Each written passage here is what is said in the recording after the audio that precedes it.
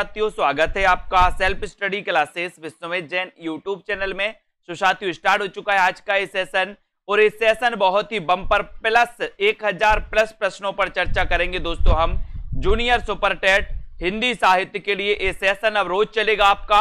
अगर अभी तक आपने हिंदी साहित्य का ऐप डाउनलोड नहीं किया और सेल्फ स्टडी क्लासेस का ऐप डाउनलोड नहीं किया तो दोस्तों ऐप को जरूर डाउनलोड कर लें, ठीक है। साथ ही दोस्तों सेल्फ स्टडी क्लासेस ऐप पर आपके लिए हिंदी साहित्य का एडेड जूनियर सुपर टेट का 20 मॉडल पेपर लॉन्च किए गए और ये 20 मॉडल पेपर 100 नंबर हिंदी के होंगे दोस्तों, जो मात्र 350 में आप इस मॉडल पेपर की प्रैक्टिस कर सकते हैं। जिन भी साथियों को दोस्तों जूनियर सुपर टेट की प्रैक्टिस करना है मॉडल पेपर की, वो आज ही सेल्फ स्टडी क्लासेस में जाकर इस कोर्स में एडमिशन ले सकते हैं, ठीक है। साथ ही दोस्तो65 हिंदी साहित्य की डेली टेस्ट सीरीज लॉन्च की गई जो कि 1 साल के लिए रहेगी।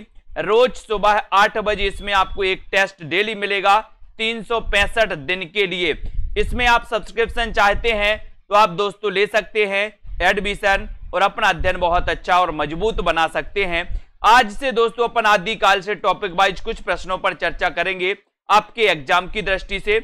आज का आपका पहला प्रश्न आपके सामने है, फटाफट से, बिल्कुल सरल क्वेश्चन है, सिर्फ आपको बताते जाना है। बताइए, हिंदी साहित्य की दीर्घकालीन गाथा को सूत्रबद्ध रूप से स्पष्ट करने का सर्वप्रथम प्रयास किसने किया? बताइए।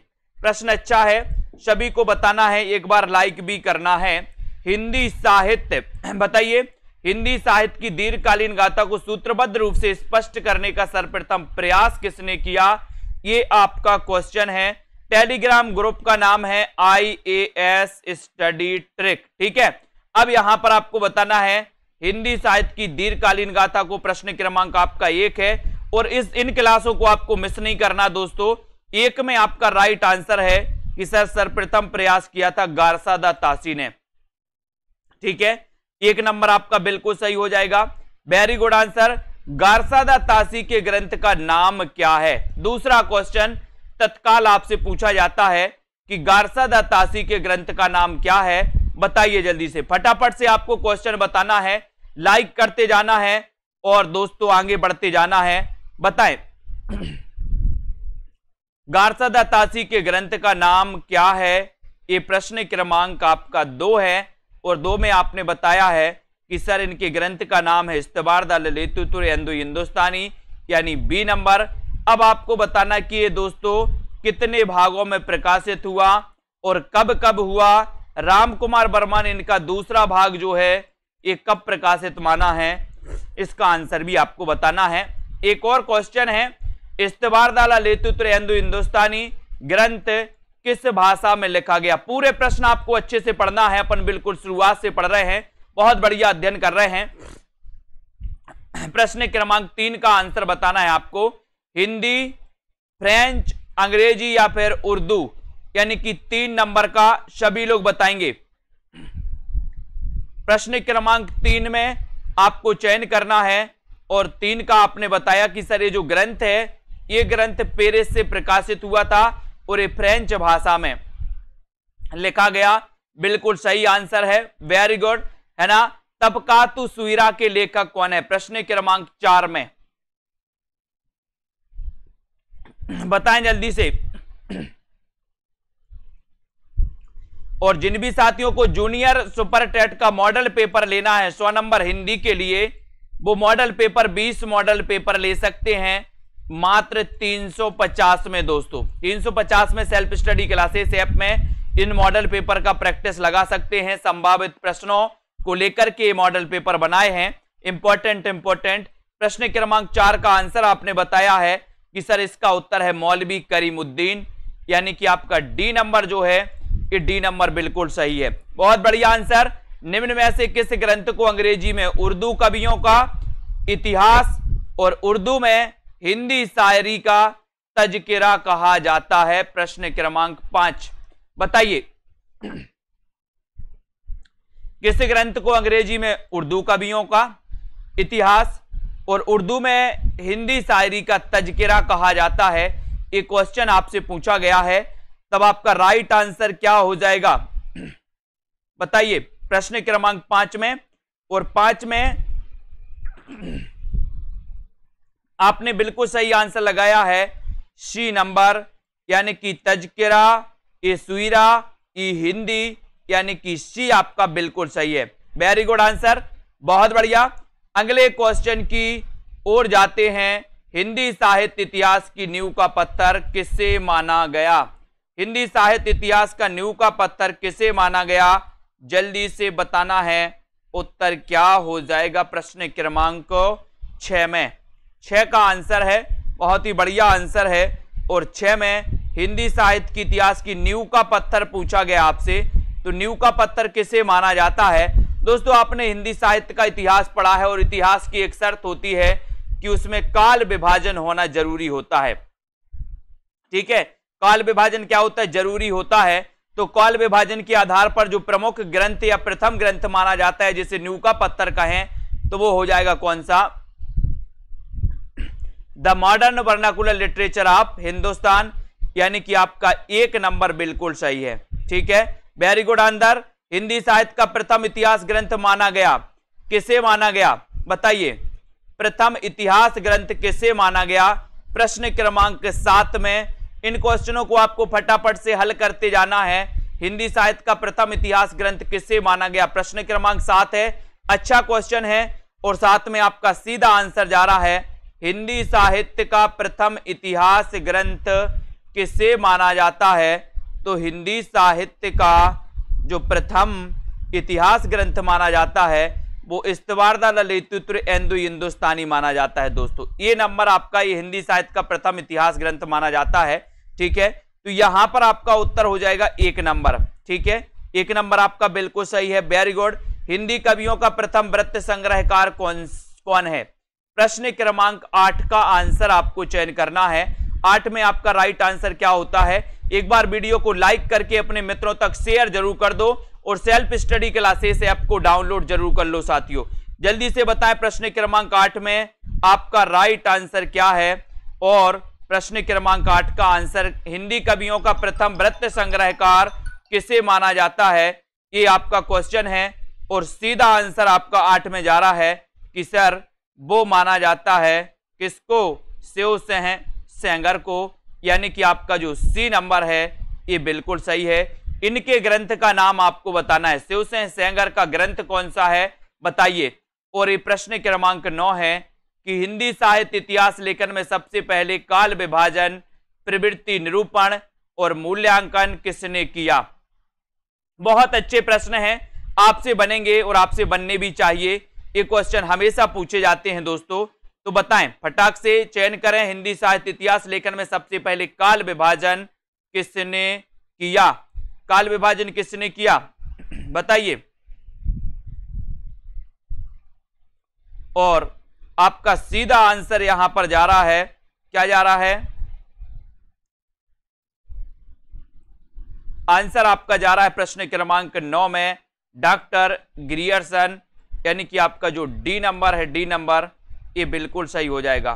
ठीक है, ये आपका डी नंबर बिल्कुल सही है, बहुत बढ़िया आंसर। ग्रियर्सन आपका राइट आंसर है।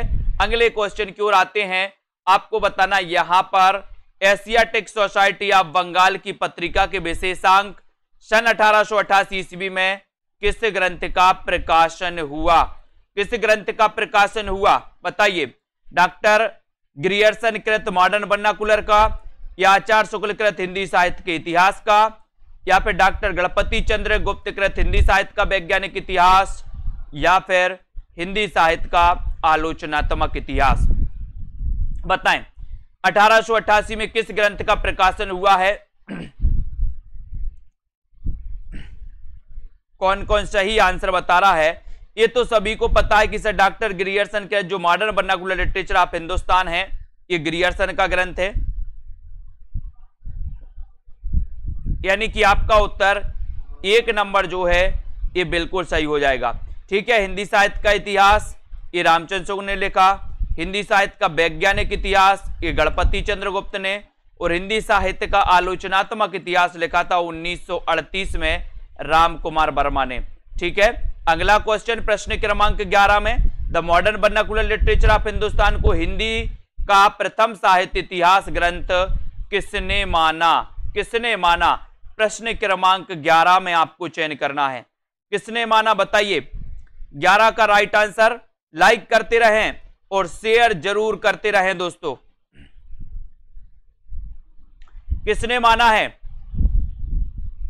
मॉडर्न वर्नाकुलर, जो कि दोस्तों 1888 में ये प्रकाशित हुआ था एशियाटिक सोसाइटी ऑफ बंगाल की दोस्तों विशेषांक में। और यहां पर बिल्कुल सही आंसर लगाए डॉक्टर किशोरी लाल गुप्त, यानी बी नंबर। वेरी गुड, बिल्कुल सही आंसर है बी नंबर आपका राइट आंसर है। इन्होंने प्रथम साहित्य इतिहास ग्रंथ किसने माना है, तो किशोरी लाल गुप्त ने। हिंदी साहित्य के इतिहास का प्रस्थान बिंदु किससे कहा गया, हिंदी साहित्य के इतिहास का प्रस्थान बिंदु किससे कहा जाता है। प्रश्न क्रमांक 12 में आपको चयन करना है हिंदी साहित्य के इतिहास का। एक क्वेश्चन आता है दोस्तों, बहुत ही इंपॉर्टेंट क्वेश्चन है प्रश्न क्रमांक 12 में। और 12 का आपका राइट आंसर क्या हो जाएगा, 12 का चयन करना है, करिए चयन 12 में। नीचे लिंक दिए हिंदी साहित्य के ऐप की, तो हिंदी साहित्य का ऐप आप लोग डाउनलोड कर सकते हैं दोस्तों, है ना। स्पेशल हिंदी साहित्य विषय के लिए ऐप बनवाया गया। और यहां पर प्रस्थान बिंदु किसे कहा जाता है, तो वो कहा जाता है शिव सेन सरोज को, जो कि शिव सेन सेंगर की रचना है, यानी कि आपका दोस्तों सी नंबर बिल्कुल सही। Very good. डॉक्टर ग्रियर्सन ने अपने साहित्य इतिहास ग्रंथ लेखन में सर्वाधिक सहायता किससे दी, किससे दी सर्वाधिक सहायता डॉक्टर ग्रियर्सन ने। प्रश्न क्रमांक 13 का आंसर बताइए। ग्रियर्सन ने सबसे ज्यादा सहायता किस ग्रंथ से ली है, ये आपका क्वेश्चन है। फटाफट से आपको बताना है, लाइक करना है अपने मित्रों तक और शेयर कर देना है दोस्तों।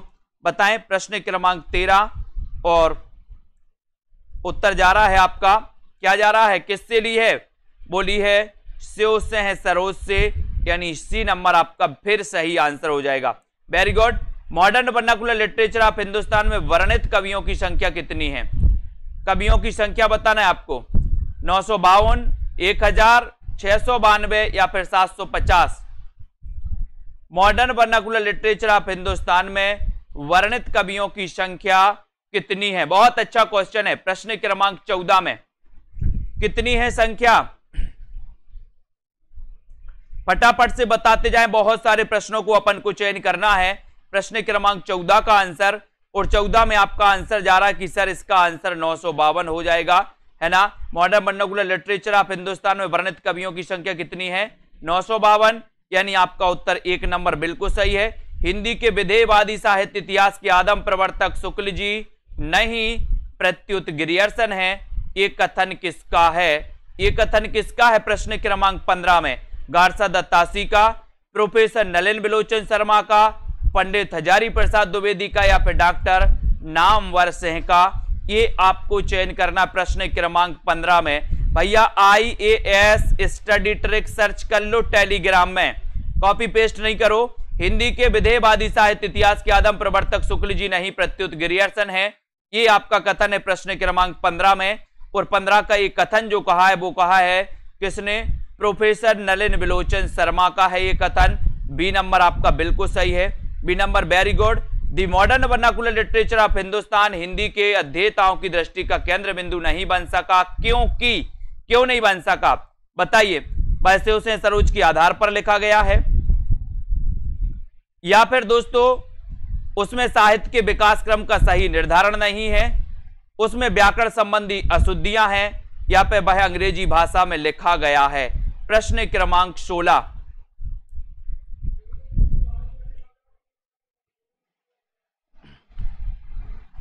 क्या कारण है, 16 का आंसर बताना है Anurag Yadav ji. Very good answer, वह अंग्रेजी भाषा में लिखा गया है, यानी कि डी आपका बिल्कुल सही।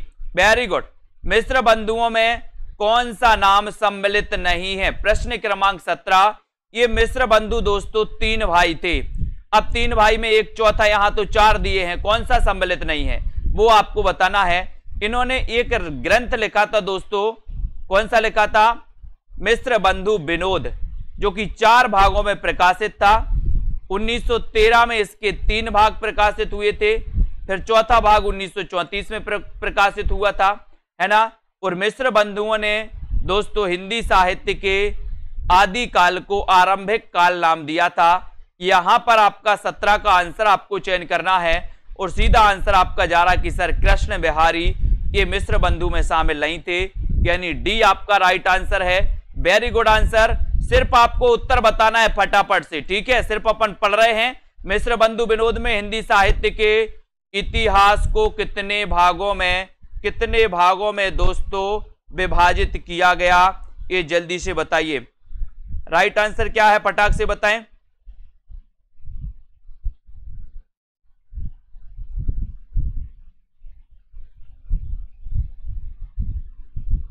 प्रश्न क्रमांक आपका 18 है। 18 का आंसर बताना है और सीधा आंसर जा रहा है कि सर अगर आप कहोगे 18 में मिश्र बंधु विनोद में हिंदी साहित्य के इतिहास को कितने कालों में विभाजित किया गया। अब देखो यहां पर बहुत सारे लोग कंफ्यूज होंगे, यही तो क्वेश्चन है दोस्तों। 18 का आंसर 18 में बहुत सारे लोगों ने बी लगा दिया, 4 भागों में लगा दिया। बहुत बढ़िया, यहां पर भागों में नहीं पूछा था भैया, कालों में पूछा था। जिनको मैंने कई बार बताया उनने राइट बताया। यहां पर आपका आंसर ए नंबर है। आपको मैं बता दूं कि ये जो मिश्र बंधु विनोद है ये 4 पुस्तकों में बटा, मतलब 4 पुस्तक, 1 पुस्तक, 2 पुस्तक, 3 पुस्तक, 4 पुस्तक, ठीक है। ये 4 पुस्तक इसकी प्रकाशित हुई। ये 3 पुस्तकें मान के चलो सरल भाषा में, पहली वाली भाषा में 3 पुस्तकें 1913 में प्रकाशित हुई और ये चौथी पुस्तक इनकी 1934 में भाई। लेकिन याद रखते ना ये पूरा एक ग्रंथ है मान के चलो। इस ग्रंथ में हिंदी साहित्य के इतिहास को 5 कालों में, कितने कालों में, 5 कालों में विभाजित किया गया। यहां पर आपका उत्तर 1 नंबर सही है। कालों में पूछा गया था, भागों में नहीं पूछा। भाग 4 और काल 5, ठीक है। हिंदी नवरत्न के लेखक कौन है बताइए। प्रश्न क्रमांक 19 का आंसर 19 का बताइए। हिंदी नवरत्न के लेखक कौन है। शिवसेन सेंगर, मिश्र बंधु, वियोगी हरि या फिर श्याम सुंदर दास। बहुत अच्छा क्वेश्चन है, जल्दी बताएं। हिंदी नवरत्न ये पूछा गया है दोस्तों। इसका आपको पता है कि इसका रचना काल है 1910। 1910 रचना काल भी पूछा जाता कभी कभी। और हिंदी नवरत्न के लेखक कौन है ये प्रश्न क्रमांक 19 में आपसे पूछा गया, तो सीधा आंसर है कि सर मिश्र बंधु हैं। वेरी गुड, बी नंबर आपका बिल्कुल सही आंसर है। अगले क्वेश्चन की ओर हम बढ़ेंगे। पादरी F.E.K. द्वारा लिखा गया हिंदी साहित्य इतिहास ग्रंथ किस नाम से प्रकाशित हुआ। किस नाम से प्रकाशित हुआ बताएं जल्दी से, किस नाम से प्रकाशित हुआ। तो यहां पर पादरी F.E.K. द्वारा बताना है। प्रश्न क्रमांक 20 का आंसर सभी से बनेगा दोस्तों। आंसर क्या हो जाएगा, विकल्प number C, a history of Hindi literature, यानी कि आपका सी नंबर बिल्कुल सही है। C number right answer. Very good. Viyogi Hari को ब्रज माधुरी सार के संपादन की प्रेरणा किससे मिली। वियोगी हरि को ब्रज माधुरी सार के संपादन की प्रेरणा कहां से मिली। 21 का आंसर आपको चयन करना है। लाइक कर दो एक बार सभी साथी, अपने मित्रों तक शेयर भी कर दो। और दोस्तों जिनको भी जूनियर सुपर टेट का हिंदी का मॉडल पेपर लगाना है वो सभी साथी मॉडल पेपर से जुड़ जाएं दोस्तों। सेल्फ स्टडी क्लासेस ऐप से जुड़ जाएं और मॉडल पेपर मात्र 350 में लेकर के अपनी प्रैक्टिस को बहुत अच्छा बना सकते हैं। यहां पर 21 का क्वेश्चन पूछा गया, उत्तर है पंडित राधा कृष्ण गोस्वामी से। अगला क्वेश्चन 22, आचार्य शुक्ल का साहित्य इतिहास ग्रंथ हिंदी शब्द सागर की भूमिका के रूप में किस नाम से प्रकाशित हुआ था। ये क्वेश्चन अभी शायद GIC में पूछा गया था दोस्तों या PGT में, ये क्वेश्चन आता ही है। प्रश्न क्रमांक 22 का आंसर आपको चयन करना है, तो बताइए प्रश्न क्रमांक 22 का आंसर, 22 का राइट आंसर क्या हो जाएगा बताएं। 22। जो भी हमारे मास्टर कैडर वाले साथी हैं वो भी कोर्स में एडमिशन ले सकते हैं, हिंदी साहित्य के संपूर्ण कोर्स में, है ना। उनके लिए मॉडल पेपर भी लॉन्च किया गया है। 22 का आंसर आपको चयन करना है और सीधा आंसर आपका जा रहा है हिंदी साहित्य का विकास नाम से ये प्रकाशित हुआ था। Very good. आचार्य रामचंद्र शुक्ल कृत हिंदी साहित्य का इतिहास का प्रकाशन वर्ष क्या है? 23 में बताइए जल्दी से। जीआईसी में आया था। हाँ, तो बताइए यहां पर आचार्य रामचंद्र शुक्ल कृत हिंदी साहित्य का इतिहास का प्रकाशन वर्ष है तो क्या है? हिंदी साहित्य का इतिहास का, तो प्रश्न क्रमांक 23 में आपका राइट आंसर चला जाएगा कि सर ये प्रकाशित हुआ था 1929 में। ठीक है, डी नंबर आपका राइट आंसर। हिंदी साहित्य का सर्वाधिक व्यवस्थित और लोकप्रिय इतिहास ग्रंथ कौन सा है? 24 का आंसर चयन करना है। वीडियो को लाइक और एक बार शेयर कर दें सभी साथी अपने मित्रों तक। और जूनियर सुपर टेट के दोस्तों हिंदी मॉडल पेपर में एडमिशन ले सकते हैं। जूनियर सुपर टेट का क्रैश कोर्स भी लॉन्च किया गया है। जो भी साथी मात्र 15 दिनों में अपनी तैयारी अच्छा करना चाहते हैं तो एक क्रैश कोर्स भी बनाया गया है उसके लिए। ठीक है, तो हिंदी साहित्य का सर्वाधिक व्यवस्थित और लोकप्रिय इतिहास ग्रंथ कौन सा है? 24 का आंसर आपको चयन करना है और 24 का आंसर आपका बी नंबर बिल्कुल सही है। B number right answer. Very good. Hindi साहित्य इतिहास लेखन में आचार्य शुक्ल का प्रथम क्रांतिकारी कदम क्या था? बताएं। प्रश्न क्रमांक 25 में वीडियो को लाइक करें। जो भी जूनियर सुपर टेट के अंतिम दिनों में हिंदी की दोस्तों तैयारी करना चाहते हैं वो एक क्रैश कोर्स बनाया गया उनके लिए 599 का। उस क्रैश कोर्स में आप बहुत अच्छा कर सकते हो, तैयारी कर सकते हैं अगर अभी तक आपने नहीं की है तो 25 का आंसर है। 25 में आपको चयन करना है और आपका जो ए नंबर है वो बिल्कुल सही हो जाएगा कि सर अपभ्रंश साहित्य को हिंदी साहित्य से अलग मानकर उसे पूर्व पीठिका के रूप में प्रस्तुत करना एक बहुत ही क्रांतिकारी कदम था। एक नंबर आपका बिल्कुल सही हो जाएगा। ठीक है, वेरी गुड। आचार्य रामचंद्र शुक्ल के अनुसार किसकी रचनाएं साहित्य कोटि की नहीं है? 26 का आंसर बताना है। राइट आंसर सभी लोग चयन करेंगे। आपको पता है दोस्तों कि वीर गाथा काल आदिकाल को रामचंद्र शुक्ल ने कहा था, आदिकाल को आदिकाल हजारी प्रसाद द्विवेदी ने कहा था, है ना। अपभ्रंश काल दोस्तों धीरेन्द्र वर्मा और गुलेरी जी ने कहा था। ठीक है, वीर काल विश्वनाथ ने कहा था। ठीक है, तो यहां पर आचार्य रामचंद्र शुक्ल के अनुसार किसकी रचनाएं साहित्य कोटि की नहीं है? तो प्रश्न क्रमांक 26 में आपने सही आंसर लगाया है कि सर सिद्धों और योगियों की नहीं है। अब सिद्धों की बात आई है तो सिद्धों की संख्या भी आप बता दो। सिद्धों की संख्या कितनी थी? सिद्धों की संख्या कितनी थी और नाथों की संख्या कितनी थी? जल्दी से बताओ। क्वेश्चन पूछ लिया जाता है, सरल है लेकिन अच्छा क्वेश्चन है। आपसे यहां पर हिंदी साहित्य इतिहास का वह प्रमुख ग्रंथ जो अभी तक अधूरा है, बताइए कौन सा ग्रंथ है जो अभी तक अधूरा है? बहुत बढ़िया प्रश्न आपसे पूछा गया है दोस्तों। ये क्वेश्चन आता है परीक्षाओं में, पूछा जाता है, लेकिन आपको पता होना चाहिए कि वह ग्रंथ कौन सा है जो आज तक अधूरा ही है। बताएं। बहुत अच्छा प्रश्न है। आपको पता है हिंदी साहित्य का आधा इतिहास किसने लिखा? सुमन राजे। बोले सर सुमन आधा नहीं दिया जाता। सुमन मतलब फूल, फूल आधा नहीं दिया जाता किसी को, गलती नहीं करना। आधा से क्या बनेगा? सुमन। हिंदी साहित्य का दूसरा इतिहास, बोले दूसरा इतिहास लिखना बच्चों का खेल है क्या? बच्चन का, तो बच्चन से है। हिंदी साहित्य का दोस्तों समीक्षात्मक इतिहास प्रोफेसर वासुदेव सिंह ने लिखा। और हिंदी साहित्य का आलोचनात्मक इतिहास ये डॉक्टर राम कुमार वर्मा का है। और यही ग्रंथ जो है, यही ग्रंथ क्या है? अधूरा है। क्या है? अधूरा। कौन सा? D number. Very good.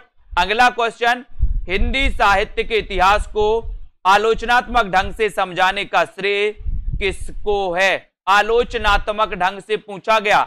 अब हिंदी साहित्य का आलोचनात्मक इतिहास नहीं पूछा गया यहां पर, हालांकि विकल्प भी नहीं है, लेकिन आलोचनात्मक ढंग से समझाने का श्रेय किसे है ये आपसे पूछा गया 29 में। बताइए सभी लोग, लाइक कर दो, सभी साथी लाइक भी किया करें दोस्तों, और बताएं आपका प्रश्न है। बहुत बढ़िया प्रश्न है 28 का। और 28 में आपने बताया कि sir Padmalal Punnalal Bakshi. Very good, बहुत बढ़िया। अब आपको बताना है हिंदी साहित्य इतिहास की रूपरेखा से युक्त हिंदी के मुसलमान कवि नामक पुस्तक के लेखक कौन है? हिंदी के मुसलमान कवि नामक पुस्तक के लेखक कौन है? प्रश्न क्रमांक 29 है। सभी लोग लाइक करें। ये सेशन रोज 9 बजे चलेगा दोस्तों। आपको 29 का आंसर बताना है। बताइए 29 में सीधा आंसर जा रहा है कि सर हिंदी के मुसलमान कवि नामक पुस्तक के जो लेखक हैं वो लेखक कौन है? गंगा प्रसाद से हैं। कौन है? गंगा प्रसाद से हैं। बहुत बढ़िया आंसर, बिल्कुल सही, very good, 3 number right answer. किस साहित्य इतिहास ग्रंथ को आधुनिक साहित्य संपत्ति का बीजक कहा गया? बहुत बढ़िया प्रश्न है, 30 नंबर। किस साहित्य इतिहास ग्रंथ को आधुनिक साहित्य संपत्ति का बीजक कहा गया है? ये क्वेश्चन है आपका। नीचे लिंक दी है हिंदी साहित्य के ऐप की, तो ऐप को सभी लोग डाउनलोड कर सकते हैं।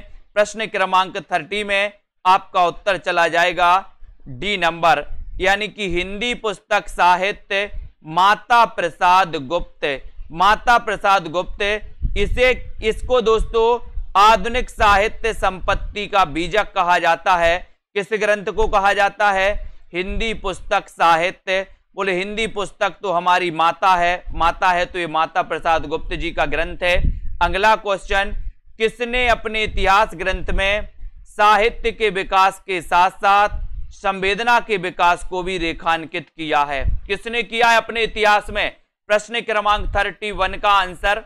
लाइक करते हुए आगे बढ़ेंगे दोस्तों और बताते जाएं फटाफट से। एक बढ़िया प्रैक्टिस आपकी रहेगी, है ना। यहां पर 31 में अपना टारगेट 1000 प्लस प्रश्नों पर अपन चर्चा करेंगे और जो भी साथी यहां पर 31 का आंसर बताएगा उसका आंसर हो जाएगा 1 नंबर, यानी कि डॉक्टर राम स्वरूप चतुर्वेदी।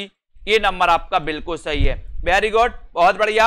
अगला क्वेश्चन, हिंदी साहित्य के इतिहास में काल विभाजन का सबसे पहले प्रयास किसने किया?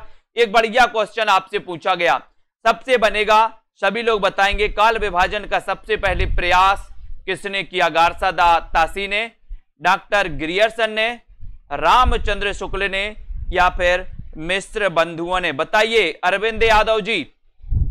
32 का आंसर, और 32 में आपका सीधा सीधा जा रहा है कि सर काल विभाजन तो ग्रियर्सन ने किया है।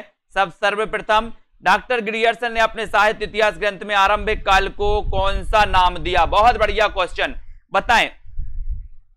हिंदी साहित्य इतिहास ग्रंथ में आरंभिक काल को कौन सा नाम दिया है? आदिकाल, चारण काल, प्रारंभिक काल, चारण काल, या फिर वीरगाथा काल? क्या नाम दिया 33 में? 33 का बताइए और लाइक जरूर करिए। आप लोग लाइक नहीं करते हो, है ना।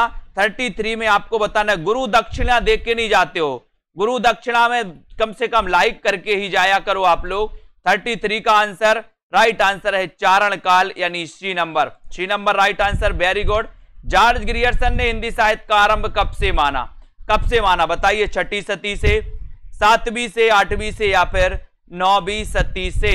34 का आंसर, वेरी गुड, बहुत बढ़िया आंसर आ रहा है आप लोगों का कि जॉर्ज ग्रियर्सन ने हिंदी साहित्य का आरंभिक जो आरंभ है वो कब से माना है।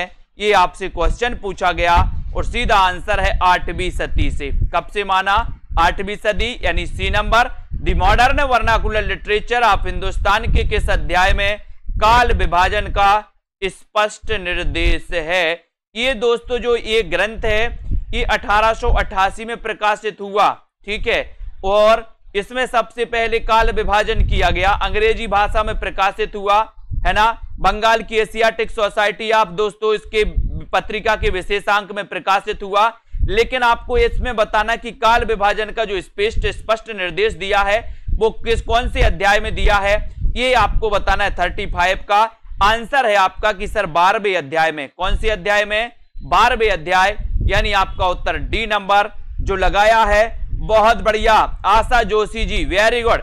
हिंदी साहित्य के आदिकाल को आरंभिक काल नाम से अभिहित किसने किया? बहुत अच्छा क्वेश्चन है। आरंभिक काल और प्रारंभिक काल, मैंने कई बार आपको बताया, आरंभिक काल मिश्र बंधुओं ने, प्रारंभिक काल गणपति चंद्रगुप्त ने। अब 36 का आंसर आपको चयन करना है और सीधा आंसर जा रहा है कि सर आरंभिक काल जो नाम दिया है वो दिया है किसने? मिश्र बंधुओं ने, यानी कि आपका जो 1 नंबर है, ये 3 भाई थे, तीनों भाइयों के नाम लिखिए कमेंट में जल्दी से।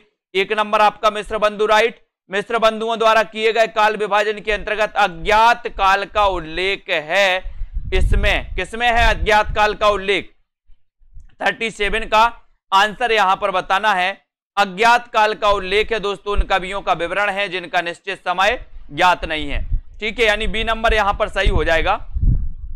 अगला क्वेश्चन 38 का आंसर बताइए आप लोग। तो हिंदी साहित्य इतिहास ग्रंथों में काल विभाजन के लिए कितनी पद्धतियां हैं? बहुत बढ़िया क्वेश्चन। काल विभाजन के लिए कितनी पद्धतियां हैं? उन पद्धतियों के नाम भी आपको कमेंट में लिखना है, कौन कौन सी पद्धतियां हैं। एक अच्छा क्वेश्चन आपसे पूछा गया 38 में, बताइए। लाइक करिए फटाक से, शेयर कर दीजिए अपने मित्रों तक। हिंदी साहित्य इतिहास ग्रंथों में काल विभाजन के लिए कितनी पद्धतियां हैं? प्रश्न क्रमांक 38 और 38 का आंसर हो जाएगा कि सर ये 4 पद्धतियां हैं। कितनी? 4 पद्धतियां हैं। नाम लिखिए फटाक से कौन कौन सी 4 पद्धतियां हैं। और यहां पर अगला ही क्वेश्चन पूछा गया, FEKE ने अ हिस्ट्री ऑफ हिंदी लिटरेचर में हिंदी साहित्य इतिहास को कितने कालों में विभक्त किया है? कितने कालों में विभक्त किया बताइए? 4, 5, 6 या फिर 7 बताएं। प्रश्न क्रमांक 39 में बताना है कि FEKE ने अ हिस्ट्री ऑफ हिंदी लिटरेचर में हिंदी साहित्य को कितने कालों में दोस्तों विभक्त किया? तब आपका उत्तर आया है कि सर 4 कालों में। कितने कालों में FEKE ने?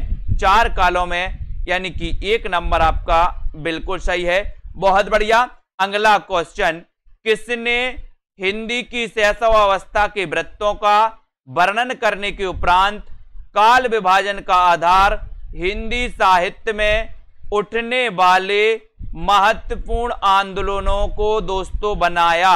काल विभाजन का आधार जो है आंदोलनों को बनाने वाले जो विद्वान हैं वो विद्वान कौन है? उन विद्वान का नाम आपको बताना है। प्रश्न क्रमांक 40 में बताइए किसने बनाया? बहुत अच्छा क्वेश्चन है। 40 का आंसर आपको चयन करना है। और जितने भी हमारे साथी हैं दोस्तों सभी लोग लाइक जरूर करें और सेल्फ स्टडी क्लासेस ऐप को डाउनलोड कर लें। प्रश्न क्रमांक 40 का आंसर आपका बिल्कुल सही है कि सर आंसर डी नंबर लगा दो। डी मैंने आंसर लगा दिया, बिल्कुल right answer, very good, D आपका सही है। किस साहित्य इतिहासकार ने जनता की चित्तवृत्तियों को काल विभाजन का आधार बनाया? बहुत बढ़िया प्रश्न है और बहुत बढ़िया आंसर आना चाहिए। जनता की चित्तवृत्तियों को काल विभाजन का आधार बनाने वाले विद्वान कौन हैं? बताएं, जल्दी से बताएं। किस साहित्य इतिहासकार ने जनता की चित्तवृत्ति को काल विभाजन का आधार बनाया है? प्रश्न क्रमांक 41 का आंसर आपको चयन करना है। तो 41 में सभी लोग आंसर बता रहे हैं कि सर ये जनता की चित्तवृत्ति को काल विभाजन का आधार बनाया किसने? रामचंद्र शुक्ल ने, यानी कि आपका ए नंबर बिल्कुल सही, वेरी गुड। आचार्य रामचंद्र शुक्ल ने अपने साहित्य इतिहास को कितने कालों में विभाजित किया? बहुत बढ़िया क्वेश्चन। शुक्ल ने कितने कालों में विभाजित किया साहित्य इतिहास को? इनका एक ग्रंथ है कौन सा? हिंदी साहित्य का इतिहास, सभी को पता है। अब इस हिंदी साहित्य के इतिहास में हिंदी साहित्य को कितने कालखंडों में विभाजित किया है? ये प्रश्न क्रमांक 42 का आंसर बताना है। देखते हैं कौन कौन सही उत्तर बताता है। बताइए कितने कालों में विभाजित किया? बहुत बढ़िया आंसर, बी नंबर, यानी 4 भागों में विभाजित किया है, 4 कालखंडों में विभाजित किया। सभी का आंसर सही आया है ना। वीरगाथा काल नाम के विरुद्ध सर्व प्रमुख आपत्ति है, बताइए क्या आपत्ति है? 4 विकल्प हैं। क्या आपत्ति है? जिन ग्रंथों के आधार पर यह नामकरण किया है उनमें धार्मिकता का प्राधान्य है, उनमें श्रृंगार रस भी है, उनमें कुछ आप्राप और कुछ परवर्ती काल की रचनाएं हैं, या उनमें हठयोग की प्रधानता है। आपको बताना है। पंकज कुमार जी बताइए, अर्चना पाल जी। प्रश्न क्रमांक 43 का आंसर 43 में आपको चयन करना है और 43 में सभी का आंसर हो जाएगा कि सर उसमें कुछ आप्राप्य और कुछ परवर्ती काल की क्या है रचनाएं हैं। उत्तर हो जाएगा आपका विकल्प नंबर सी आपका right answer, very good. Hindi साहित्य के आरंभिक काल का सर्वाधिक उपयुक्त नाम क्या है? सर्वाधिक उपयुक्त नाम क्या है? साथ ही आपको बताना है यहां पर कि वीरगाथा काल किसने कहा, सिद्ध सामंत काल किसने कहा, आदिकाल किसने कहा, चारण काल किसने कहा। तो यहां पर सर्वाधिक उपयुक्त नाम बताइए। सबसे पहले तो सब सर्वाधिक उपयुक्त नाम क्या है, ये क्वेश्चन आपसे पूछा गया, तब आपने सीधा लगाया कि सर आदिकाल ये सर्वाधिक उपयुक्त है। सिद्ध सामंत काल राहुल सांकृत्यायन ने कहा, वीरगाथा काल रामचंद्र शुक्ल ने कहा, चारण काल दोस्तों गिरियर्सन ने कहा और रामकुमार वर्मा ने भी कहा। ठीक है, आचार्य शुक्ल ने अपने साहित्य इतिहास ग्रंथ में लगभग कितने वर्षों तक के साहित्य पर प्रकाश डाला है, ये आपका क्वेश्चन है। नीचे हिंदी साहित्य की दोस्तों आपके ऐप की लिंक दी है, तो आप हिंदी साहित्य के ऐप को डाउनलोड कर सकते हैं, है ना। यहां पर आपको चयन करना है 45 नंबर का प्रश्न है। 45 नंबर में आपका सही आंसर क्या हो रहा है, बहुत बढ़िया प्रश्न है 45 में, और आपका उत्तर यहां पर चला जाएगा क्या, 1 नंबर। 950 वर्ष का, कितने वर्षों का, 950 वर्षों तक के साहित्य पर प्रकाश डाला है, यानी कि आपका 1 नंबर 950 वर्ष बिल्कुल सही है। ठीक है, किसके साहित्य इतिहास ग्रंथ में आदिकाल के लिए चारण काल शब्द का प्रयोग नहीं हुआ, किसके नहीं हुआ, बहुत अच्छा क्वेश्चन है। किसके साहित्य इतिहास ग्रंथ में आदिकाल के लिए चारण काल शब्द का प्रयोग नहीं हुआ, प्रश्न क्रमांक 46 में आपको चयन करना है, और 46 का सीधा आंसर जा रहा है, क्या जा रहा है बताइए, किसके साहित्य इतिहास ग्रंथ में आदिकाल के लिए चारण काल शब्द का प्रयोग नहीं हुआ। यानी कि यहां पर आपके 3 क्वेश्चन बन रहे दोस्तों, वो आपको ध्यान रखना है कि गिरियर्सन ने भी चारण काल कहा, रामकुमार वर्मा ने भी चारण काल कहा, और FEK ने भी चारण काल कहा। अगर किसी ने नहीं कहा तो वो है डॉक्टर रमाशंकर शुक्ल रसाल, यानी कि C नंबर आपका सही है। ठीक है, वेरी गुड। हिंदी के आदिकाल को सिद्ध सामंत युग किसने कहा, विकल्प बिना विकल्प के बताइए, सिद्ध सामंत युग किसने कहा, प्रश्न क्रमांक 47 में। सभी से आंसर बनेगा, लाइक करते चलिए, वीडियो को शेयर करते चलिए अपने मित्रों तक। सिद्ध सामंत युग किसने कहा, ये आपका क्वेश्चन है, शेयर करिए दोस्तों, सिद्ध सामंत युग किसने कहा। और यहां पर आपका सही आंसर चला जाएगा कि सर पंडित राहुल सांकृत्यायन ने सिद्ध सामंत युग कहा, यानी D नंबर आपका बिल्कुल सही, वेरी गुड। आदिकाल का विशद विश्लेषण करने का जो श्रेय है वो किसको है, आपको चयन करना है, आदिकाल का विशद विश्लेषण करने का श्रेय किसको है, हजारी प्रसाद द्विवेदी को, नंदुलाल वाजपेयी, रामकुमार वर्मा, या फिर अयोध्या सिंह उपाध्याय हरिऔध। यानी कि प्रश्न क्रमांक 48 का आंसर चयन करना है, और आदिकाल का विशद विश्लेषण करने का जो श्रेय है वो श्रेय जाता है, किसको जाता है। ऐसे कितने साथी हैं जिन्होंने अभी तक वीडियो को लाइक नहीं किया, और आंसर हो जाएगा हजारी प्रसाद द्विवेदी। हजारी प्रसाद द्विवेदी के 3 ग्रंथों को आपको कमेंट में लिखना है, जल्दी से लिखिए। आदिकाल की सीमा अवधि क्या है, सीमा अवधि बताइए, 6वीं शताब्दी से 9वीं शताब्दी तक, या फिर दोस्तों 7वीं शताब्दी से 17वीं शताब्दी तक, 8वीं से 11वीं, या 11वीं से 14वीं शताब्दी तक। प्रश्न क्रमांक 49 का आपको चयन करना है। 49 में आपका सीधा आंसर क्या जा रहा है कि सर जो आदिकाल की समय अवधि है वो क्या है, समय अवधि बताना है आदिकाल की, और सीधा आंसर आपका चला गया कि 11वीं शताब्दी से लेकर के 14वीं शताब्दी जो है इसकी समय सीमा मानी जाती है। D नंबर आपका सही है, D नंबर जिन्होंने बताया उनका आंसर सही हो जाएगा 49 में, वेरी गुड। हिंदी साहित्य के आदिकाल को अपभ्रंश काल किसने कहा, बहुत बढ़िया क्वेश्चन है प्रश्न क्रमांक 50 में। लाइक कर दो सभी लोग, शेयर कर दो अपने मित्रों तक दोस्तों, और इतना अच्छा क्वेश्चन आपसे पूछा गया जो कि सभी से बनेगा, बहुत ही अच्छा क्वेश्चन है। हिंदी साहित्य के आदिकाल को अपभ्रंश काल कहने वाले जो विद्वान हैं वो विद्वान कौन है, ऐसा क्वेश्चन आपसे पूछा गया, और सीधा आंसर आपका चला गया कि सर अपभ्रंश काल कहा था, किसने कहा था, धीरेन्द्र वर्मा ने भी कहा था, और दोस्तों किसने कहा था, गुलेरी जी ने भी कहा था। चंद्रधर शर्मा गुलेरी और धीरेन्द्र वर्मा दोनों ने कहा था अपभ्रंश काल। आदिकाल को बीज वपन काल किसने नाम दिया, बीज वपन काल नाम किसने दिया बताएं। प्रश्न क्रमांक आपका 51 है। लाइक करें, अपने मित्रों तक शेयर करो। आदिकाल को बीज बपन काल नाम किसने दिया? 51 में।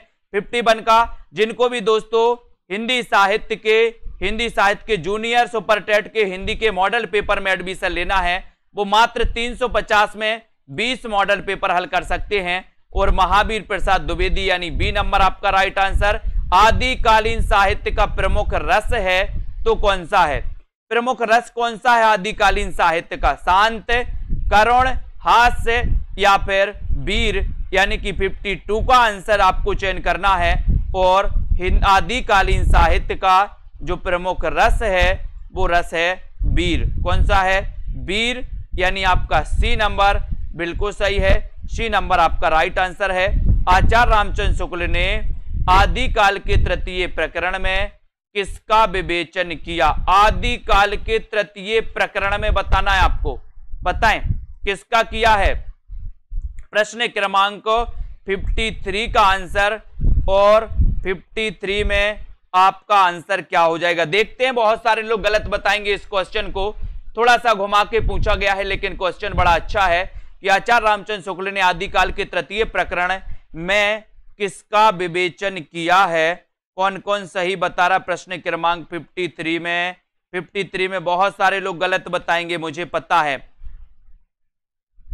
और बहुत सारे लोगों ने सही आंसर लगाया कि सर वीर गाथा काव्य का इन्होंने क्या किया है? यहां पर आदिकाल के पूछा गया था, आदिकाल के तृतीय प्रकरण में, है ना? हिंदी साहित्य के तृतीय प्रकरण नहीं पूछा, तो आपका सी नंबर यहां पर बिल्कुल सही है।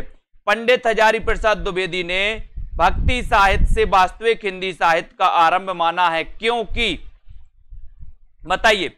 माना है क्योंकि आदिकाल से लेकर भक्ति काल तक की रचनाएं पुरानी हिंदी में मिलती हैं। आदिकालीन हिंदी उलटभाषी शैली के कारण ध्रुव है। पुरानी हिंदी में ब्राह्मणों के कर्मकांड एवं वर्णाश्रम व्यवस्था पर तीव्र प्रहार किया गया। या फिर अपभ्रंशाभास हिंदी भक्ति काल तक आते आते काव्य भाषा के रूप में स्थापित।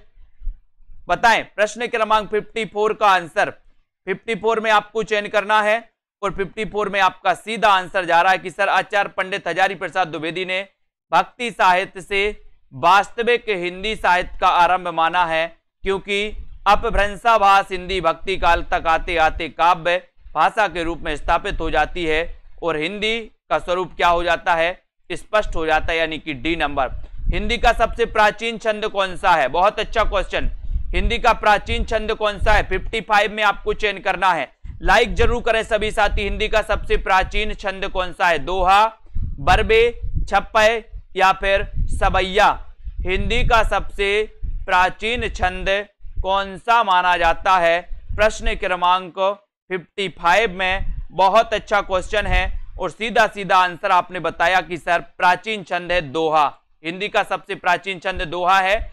आदिकालीन साहित्य के संबंध में कौन सा कथन सत्य है? कौन सा कथन सत्य है? 56 का। लाइक करो सभी साथी और शेयर कर दो अपने मित्रों तक। आदिकालीन साहित्य के संबंध में कौन सा कथन सत्य है? ये 56 का आंसर आपको बताना है। आदिकालीन साहित्य शुद्ध अपभ्रंश में है, आदिकालीन साहित्य शुद्ध हिंदी में है, आदिकालीन साहित्य अपभ्रंशाभास हिंदी में है, या फिर आदिकालीन साहित्य शुद्ध प्राकृत में है। तो आपको चयन करना है। और प्रश्न क्रमांक 56 में कि आदिकालीन साहित्य अपभ्रंशाभास हिंदी में है, ये कथन सत्य है ना? यानी कि आपका जो सी नंबर है वो बिल्कुल सही है।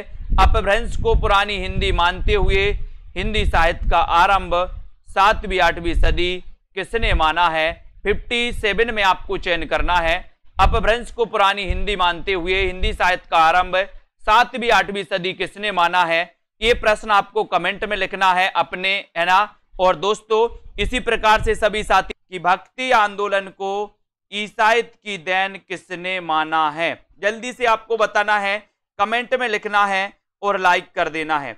भक्ति आंदोलन को ईसाइत की देन किसने माना है? ये आपको चयन करना है। चयन करिए, सभी साथी चयन करेंगे। भक्ति आंदोलन को ईसाइत की देन मानने वाले जो विद्वान हैं वो विद्वान कौन है? कौन बताएगा सबसे पहले? और सबसे पहले बताया है कि सर ईसाइयत की जो देन माना है वो माना है किसने? ग्रियर्सन ने। किसने माना है? ग्रियर्सन। यानी आपका एक नंबर जो है वो बिल्कुल सही हो जाएगा, ये नंबर आपका राइट आंसर हो जाएगा। सभी लोगों ने बताया है, कमल जी, राणा जी, योगेंद्र जी, बहुत बढ़िया। भक्ति काव्य को भारतीय चिंतन धारा का दोस्तों स्वाभाविक विकास किसने माना है? बहुत बढ़िया प्रश्न। प्रश्न क्रमांक 2 का आंसर आपको चयन करना है। भक्ति काव्य को भारतीय चिंतन धारा का स्वाभाविक विकास किसने माना है? सभी से बनेगा, बताइए क्या हो जाएगा आपका राइट आंसर? भक्ति काव्य को भारतीय चिंतन धारा का स्वाभाविक विकास किसने माना है? प्रश्न क्रमांक 2 का आंसर, और 2 में आपका उत्तर हो जाएगा हजारी प्रसाद द्विवेदी। यानी कि आपका जो बी नंबर है वो बिल्कुल सही है, बी नंबर आपका राइट आंसर है। पराजय के बाद व्यक्ति अपनी आध्यात्मिक श्रेष्ठता प्रदर्शित करना चाहता है, यही मनोवृत्ति भक्ति आंदोलन का स्रोत है। यह कथन किसका है? प्रश्न क्रमांक 3 में आपको बताना है।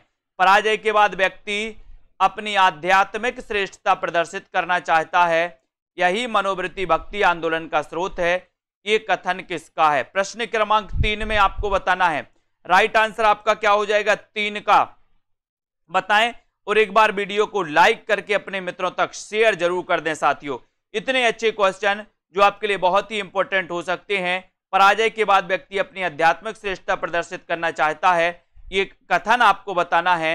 ये कथन है किसका? और बहुत सारे लोगों ने बता दिया सी, लेकिन इसका सही उत्तर है बाबू गुलाब राय। क्या है इसका सही उत्तर? बाबू गुलाब राय। यानी कि आपका जो बी नंबर है दोस्तों, बी नंबर आपका यहां पर सही हो जाएगा। ठीक है, बहुत बढ़िया, दिल से हजली, बहुत बढ़िया आंसर बी नंबर जिन्होंने बताया राइट आंसर। भक्ति काल को हिंदी साहित्य का स्वर्ण युग किसने कहा है? आपको दोस्तों विकल्प अनुसार उत्तर बताना है। स्वर्ण काल और स्वर्ण युग में मतभेद नहीं करना यहां पर, है ना। ये क्वेश्चन जैसा पूछा गया है, इसमें आप क्या उत्तर लगाओगे बताइए? प्रश्न क्रमांक 4 का आंसर। तो स्वर्ण काल और स्वर्ण युग यहां पर मतभेद करना है दोस्तों, बिल्कुल सही है। यहां पर स्वर्ण युग किसने कहा और स्वर्ण काल किसने कहा? ऐसा अगर क्वेश्चन आता है तो आपको मतभेद करना है स्वर्ण काल और स्वर्ण युग में। तो बताइए यहां पर राइट आंसर क्या हो जाएगा आपका? दोनों ऑप्शन है आपके पास, एक तो ग्रियर्सन भी दिया आपके पास और एक डॉक्टर श्याम सुंदर दास भी दिया है। देखते हैं कौन कौन सही उत्तर बता रहा है, बताइए। और बहुत सारे लोगों ने बिल्कुल सही आंसर बताया है कि सर स्वर्ण काल कहा था किसने? ग्रियर्सन ने। लेकिन स्वर्ण युग जो कहा था वो श्याम सुंदर दास ने कहा था। अगर इस प्रकार का क्वेश्चन आए तो आपको सी नंबर लगाना है। ठीक है, अगर यहां पर स्वर्ण युग की जगह अगर काल होता तो आप जॉर्ज ग्रियर्सन लगाते। ठीक है, जॉर्ज ग्रियर्सन बोले काल के सामने गिरे, गिरे तो ग्रियर्सन, है ना। तो काल कहा किसने? जॉर्ज ग्रियर्सन ने। युग कहा किसने? श्याम सुंदर दास ने। यहां पर आपका उत्तर सी नंबर बिल्कुल सही हो जाएगा। ठीक है, हिंदी साहित्य के इतिहास में नामकरण की दृष्टि से कौन सा काल सबसे कम विवादास्पद रहा है? विवादास्पद सबसे कम कौन सा काल रहा है? प्रश्न क्रमांक 5 में सभी साथी ऐप को डाउनलोड कर लें। ऐप की लिंक नीचे दी है दोस्तों। और जिन भी साथियों को दोस्तों क्या करना है, ओपी चिंपा जी, बिल्कुल बहुत बढ़िया। हिंदी साहित्य के इतिहास में नामकरण की दृष्टि से कौन सा काल सबसे कम विवादास्पद रहा है, ये आपको बताना है प्रश्न क्रमांक 5 में। और 5 का उत्तर आपका चला जाएगा भक्ति काल, यानी आपका डी नंबर बिल्कुल सही हो जाएगा। ठीक है, कम विवादास्पद रहा है भक्ति काल। Very good. अगले क्वेश्चन की ओर आते दोस्तों। अगला क्वेश्चन आपको बताना है कि भक्ति को धर्म का रसात्मक रूप किसने कहा है? प्रश्न क्रमांक 6 में भक्ति को धर्म का रसात्मक रूप किसने कहा है? ये प्रश्न क्रमांक आपका 6 है। 6 का आंसर आपको चयन करना है। सभी साथी चयन करेंगे जल्दी से। नीचे लिंक दी है ऐप की, एक तो हिंदी साहित्य का आपका ऐप है और एक है दोस्तों आपका सेल्फ स्टडी क्लासेस। ठीक है, तो भक्ति को धर्म का रसात्मक रूप किसने कहा? ये प्रश्न क्रमांक 6 का आंसर आपसे पूछा है और सभी लोगों ने बिल्कुल सही बताया कि सर आचार्य शुक्ल ने कहा। यानी बी नंबर आपका बिल्कुल सही है। B number right answer, very good. भक्ति काल को हिंदी साहित्य का स्वर्ण युग कहा जाता है, क्यों कहा जाता है? बताइए, सभी लोग बताएं। भक्ति काल को हिंदी साहित्य का स्वर्ण युग कहा जाता है, क्यों कहा जाता है? प्रश्न क्रमांक 7 का आंसर बताना है। 7 का राइट आंसर क्या हो जाएगा? भक्ति काल को हिंदी साहित्य का स्वर्ण युग कहा जाता है, क्यों कहा जाता है? ये उत्तर आपको चयन करना है और यहां पर आपका उत्तर क्या होता है, देखते हैं कौन कौन सही उत्तर बता पाता है। यह है प्रश्न आपका, चयन करना है, लाइक करना है, शेयर करना है और इस सेशन से आपको जुड़े रहना है। और यहां पर आपने उत्तर बता दिया बी, इस काल की रचना अत्यंत लोकप्रिय एवं उत्कृष्ट है, यानी कि बी नंबर आपका बिल्कुल सही है। ठीक है, बहुत बढ़िया, बी नंबर आपका राइट आंसर हो जाएगा। भक्ति आंदोलन को इस्लामी आक्रमण से पराजित हिंदू जनता की असहाय एवं निराश मन स्थिति से किसने जोड़ा है? प्रश्न क्रमांक 8 में बताना है किसने जोड़ा है। महापंडित राहुल सांकृत्यायन ने, आचार्य हजारी प्रसाद द्विवेदी ने, रामचंद्र शुक्ल ने या फिर नंद दुलारे वाजपेयी ने। बताएं, भक्ति आंदोलन को इस्लामी आक्रमण से पराजित हिंदू जनता की असहाय एवं निराश मन स्थिति से किसने जोड़ा? प्रश्न क्रमांक 8 का आंसर। और आप लोगों का आंसर बिल्कुल सही आ रहा है कि सर इसमें अगर टिक लगाओगे तो आप रामचंद्र शुक्ल लगा देना, सी नंबर लगा देना, जो कि आपका बिल्कुल सही है। वेरी गुड, बहुत बढ़िया। यहां पर आ जाते हैं, भक्ति द्रविड़ उपजी लाए रामानंद, ये किसने कहा है? ये आपको बताना है। बताइए चिंपा जी, प्रश्न क्रमांक 9 आरपीएससी आ रहा है क्या चिंपा जी? बताइए यहां पर भक्ति द्रविड़ उपजी लाए रामानंद, प्रश्न क्रमांक 9 का आंसर। और 9 में आपका राइट आंसर क्या हो जाएगा? भक्ति द्रविड़ उपजी लाए रामानंद, ये किसने कहा? प्रश्न क्रमांक 9 में। और 9 का सीधा आंसर आपका जा रहा है कि सर ये कहा है किसने? कबीर ने। किसने कहा है? कबीर, यानी कि आपका जो डी नंबर है यहां पर आपका डी बिल्कुल सही हो जाएगा। रामानुजाचार्य के गुरु कौन थे? प्रश्न क्रमांक 10, रामानुजाचार्य के गुरु बताना है आपको। रामानुजाचार्य के गुरु कौन थे, ये आपका क्वेश्चन है। प्रश्न क्रमांक 10 में अपन को प्रश्नानुसार उत्तर बताना है, तब आपका राइट आंसर यहां पर क्या हो जाता है? बताइए। लाइक करना है सभी साथियों को, शेयर कर दो अपने मित्रों तक। Self study classes app download कर लो, self study classes app download कर लेना है। रामानुजाचार्य के गुरु कौन थे? तो उत्तर हो जाएगा ए नंबर, यानी कि कांचीपूर्ण।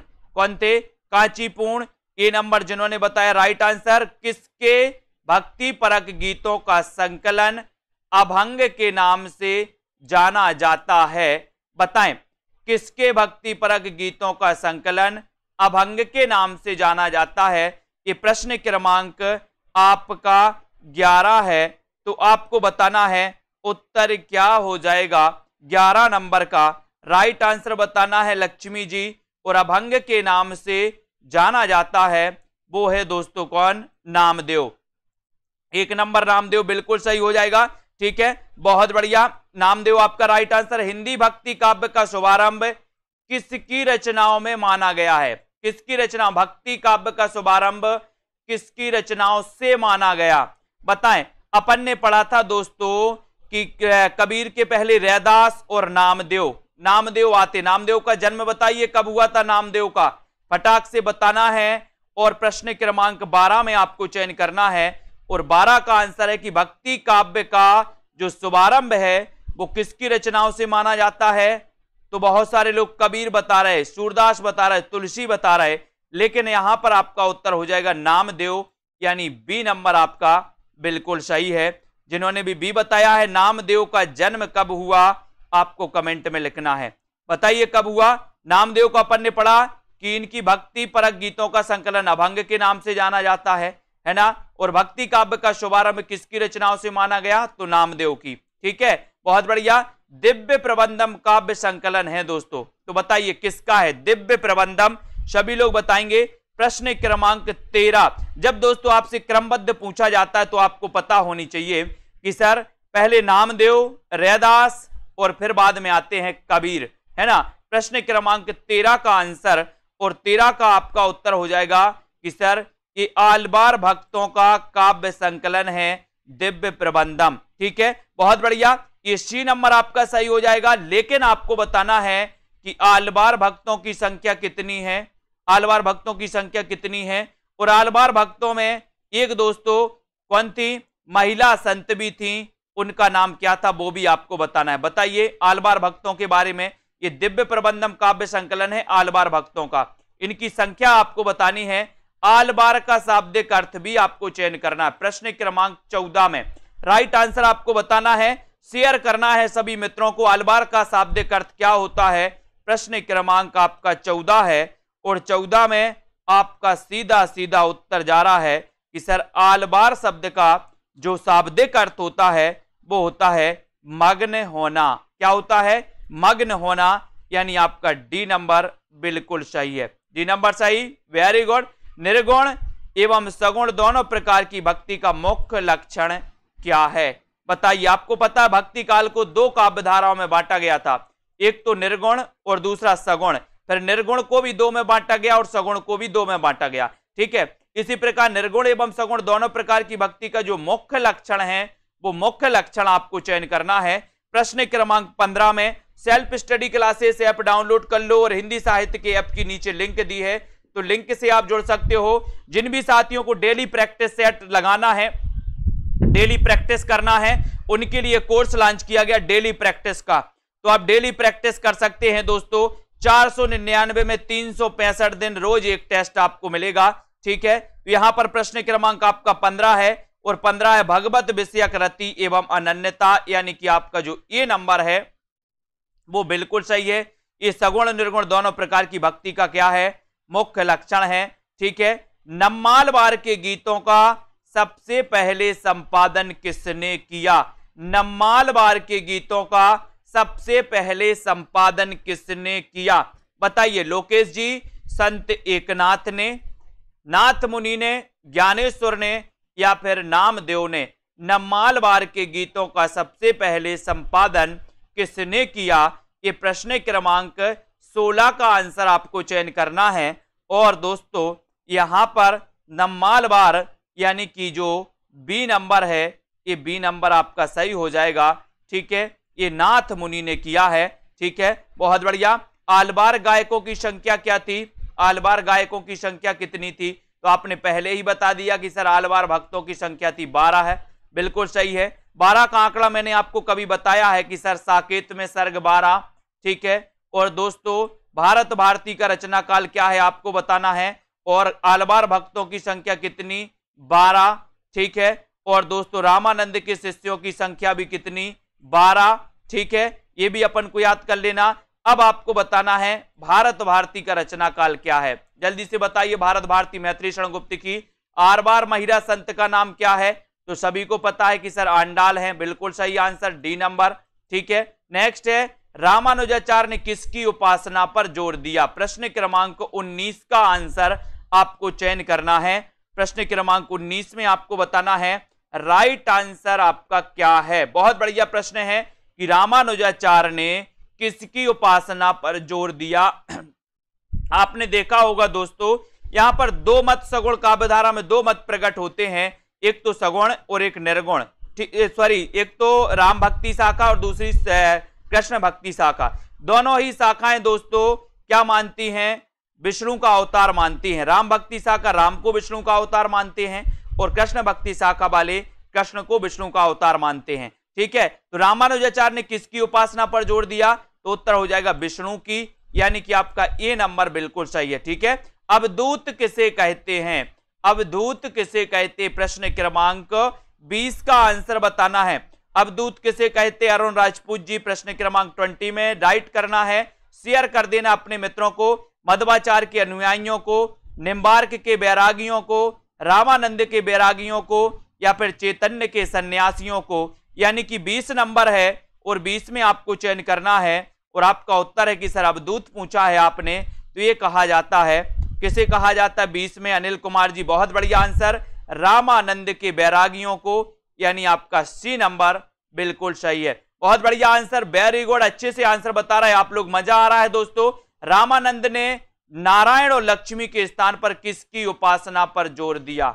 बताइए, रामानंद ने नारायण और लक्ष्मी के स्थान पर किसकी उपासना पर जोर दिया? जब हम भक्ति काल पढ़ रहे हैं तो भक्ति काल में भक्ति ही होगी, ठीक है। प्रश्न क्रमांक 21 है आपका, 21 में आपको चयन करना है कि रामानंद ने नारायण और लक्ष्मी के स्थान पर किसकी उपासना पर जोर दिया।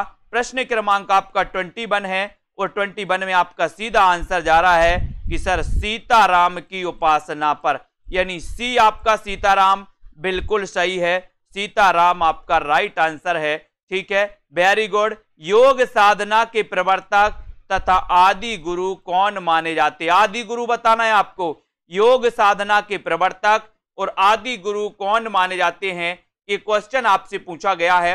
बहुत ही बढ़िया क्वेश्चन है। प्रश्न क्रमांक आपका दोस्तों 22 है, 22 को आपको चयन करना है, लाइक करना है और आपका उत्तर हो जाएगा कि सर योग साधना के आदि प्रवर्तक और आदि गुरु जो माने जाते हैं वो कौन माने जाते हैं? कौन माने जाते हैं? जल्दी से बताएं। आपका राइट आंसर जा रहा है कि सर वो माने जाते हैं शिव। कौन माने जाते हैं? शिव, यानी कि आपका डी नंबर जो है, डी आप लोग लगा रहे हैं तो बिल्कुल सही है, पंकज कुमार जी, ठीक है। कौन माने जाते हैं? शिव। आदि गुरु पूछा गया, प्रश्न को थोड़ा सा पढ़ना है आप लोगों को, नहीं तो इतना बस पढ़ लो। योग साधना के प्रवर्तक कौन है? योग साधना के प्रवर्तक तथा आदि गुरु पूछा है तो आदि गुरु शिव माने जाते हैं, यानी कि बहुत सारे लोग कंफ्यूज ये नंबर में लगा दिया, आपको डी लगाना था, ठीक है। आपको अगर पूछा जाता दोस्तों नाथ पंथ के प्रवर्तक कौन है, नाथ मत के प्रवर्तक कौन है, तो आप गोरखनाथ लगाते, लेकिन यहां पर आदि गुरु आपसे पूछा गया तो आपको शिव लगाना है ना। आपको संत मत का महत्व इसलिए है क्योंकि वे मानते हैं, क्या मानते हैं? 23 का आंसर बताना है। संत मत का महत्व इसलिए है क्योंकि वे मानते हैं भक्त जन्म मरण से मुक्त होते हैं, ईश्वर को मिलाने वाला गुरु है, भक्ति क्षेत्र में जाति पाति का भेद, शास्त्रीय ज्ञान का महत्व, यानी कि प्रश्न आपका 23 है।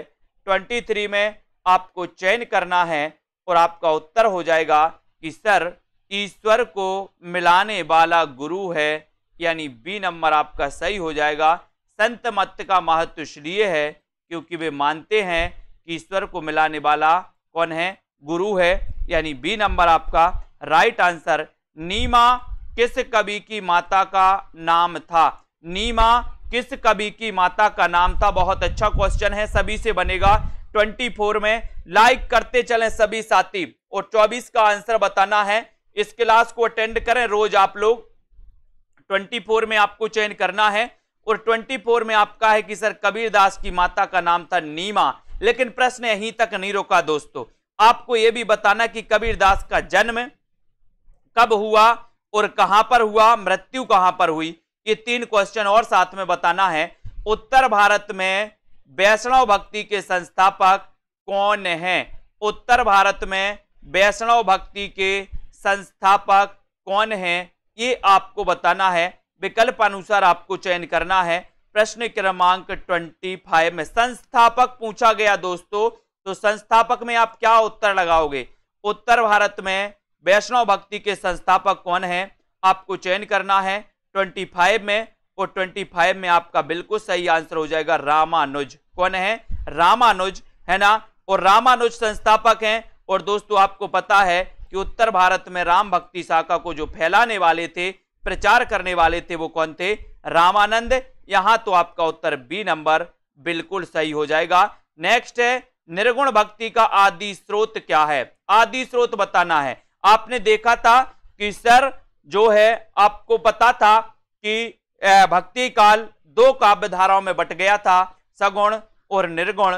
निर्गुण भक्ति का आदि स्रोत क्या है, ये आपसे क्वेश्चन पूछा गया है, तो सभी लोग बताएंगे 26 में, और 26 का आपका सीधा आंसर जा रहा है कि सर निर्गुण भक्ति का आदि स्रोत जो माना जाता है वो माना जाता है श्वेता श्वेतर उपनिषद, यानी आपका जो डी है वो बिल्कुल सही है, D number right answer, very good.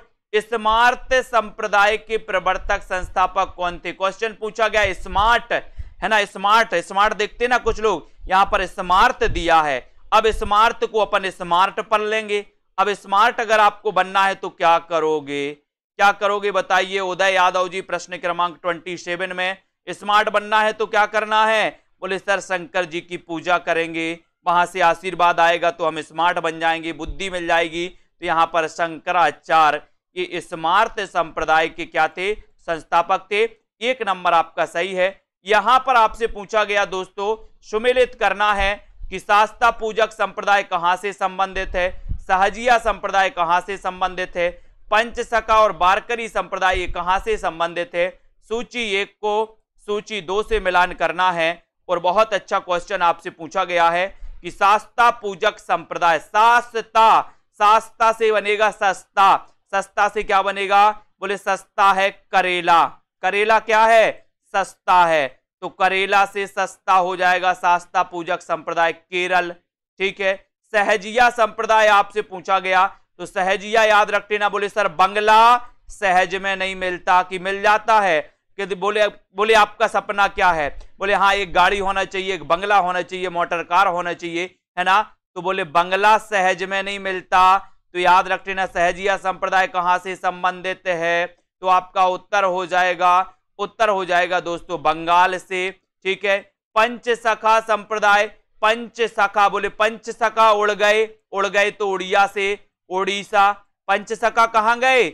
उड़ गए। जब आप पर विपत्ति आती है, जब आपके 5 सखा होते हैं, जब आप विपत्ति में होते हो तो 5 सखा उड़ जाते हैं, गायब हो जाते हैं। ठीक है।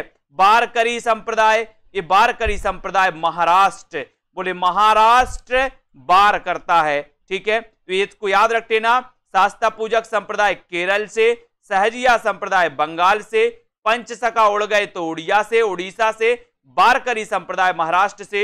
इनको याद कर लेना। निर्गुण काव्यधारा को ज्ञानाश्रयी और प्रेमाश्रयी 2 भागों में विभाजित करने वाले विद्वान कौन है? ज्ञानाश्रयी और प्रेमाश्रयी। बताइए 29 का आंसर बताना है। 29 में आपका राइट आंसर क्या हो जाएगा? लाइक करते हुए अपने मित्रों तक शेयर करिए और दोस्तों बने रहिए, ऐसी ही अनेकों ट्रिक आपको मैं बताऊंगा। निर्गुण काव्यधारा को ज्ञानाश्रयी और प्रेमाश्रयी 2 भागों में विभाजित करने वाले जो विद्वान हैं वो विद्वान कौन है? बताएं। बहुत अच्छा क्वेश्चन है। ज्ञानाश्रयी मैंने आपको बढ़ाया है कई बार। 29 का आंसर बताना है। और आपको पता है कि सर ये निर्गुण काव्यधारा को जो ज्ञानाश्रयी शाखा और प्रेमाश्रयी शाखा में बांटा है, वो बांटा है किसने? रामचंद्र शुक्ल ने। डी नंबर आपका बिल्कुल सही है। ठीक है। अब आपको यहां पर बताना कि साधना के क्षेत्र में जो ब्रह्मा है, साहित्य के क्षेत्र में वही रहस्यवाद है, ये बताना है कि ये किसने कहा। प्रश्न अच्छे से पढ़ लो। साधना के क्षेत्र में जो ब्रह्मा है, साहित्य के क्षेत्र में वही रहस्यवाद है, ये कथन किसका है? ये कथन आपको बताना है। ये 4 विकल्प हैं आपके, है ना। आपको चयन करना है। ये कथन किसका है? आचार्य शुक्ल का, आचार्य हजारी प्रसाद द्विवेदी का, कुरैशी जी, महापंडित राहुल सांकृत्य इनका, या फिर पद्मलाल पुन्नालाल बख्शी का। और आपको पता है कि ये आपका उत्तर हो जाएगा कि सर ये कथन है अपने रामचंद्र शुक्ल का। ये नंबर आपका बिल्कुल सही है। ये नंबर राइट आंसर। विष्णु का सर्वप्रथम उल्लेख कहां मिलता है? बहुत बढ़िया प्रश्न है। विष्णु का सबसे पहले उल्लेख कहां मिलता है? और कृष्ण का भी बता देना, कृष्ण का सबसे पहले उल्लेख कहां मिलता है, वो भी आपको बताना है।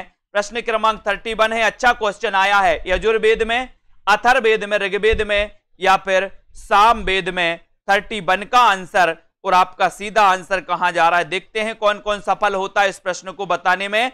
और विष्णु का सबसे पहले जो उल्लेख मिलता है दोस्तों, वो उल्लेख मिलता है ऋग्वेद में। लेकिन क्वेश्चन यहीं तक सीमित नहीं है। कृष्ण का सबसे पहले उल्लेख कहां मिलता है, ये भी आपको बताना है। तो जल्दी बताओ। वैष्णव धर्म के संस्थापकों में नहीं है तो कौन नहीं है? वैष्णव धर्म के संस्थापकों में कौन नहीं है?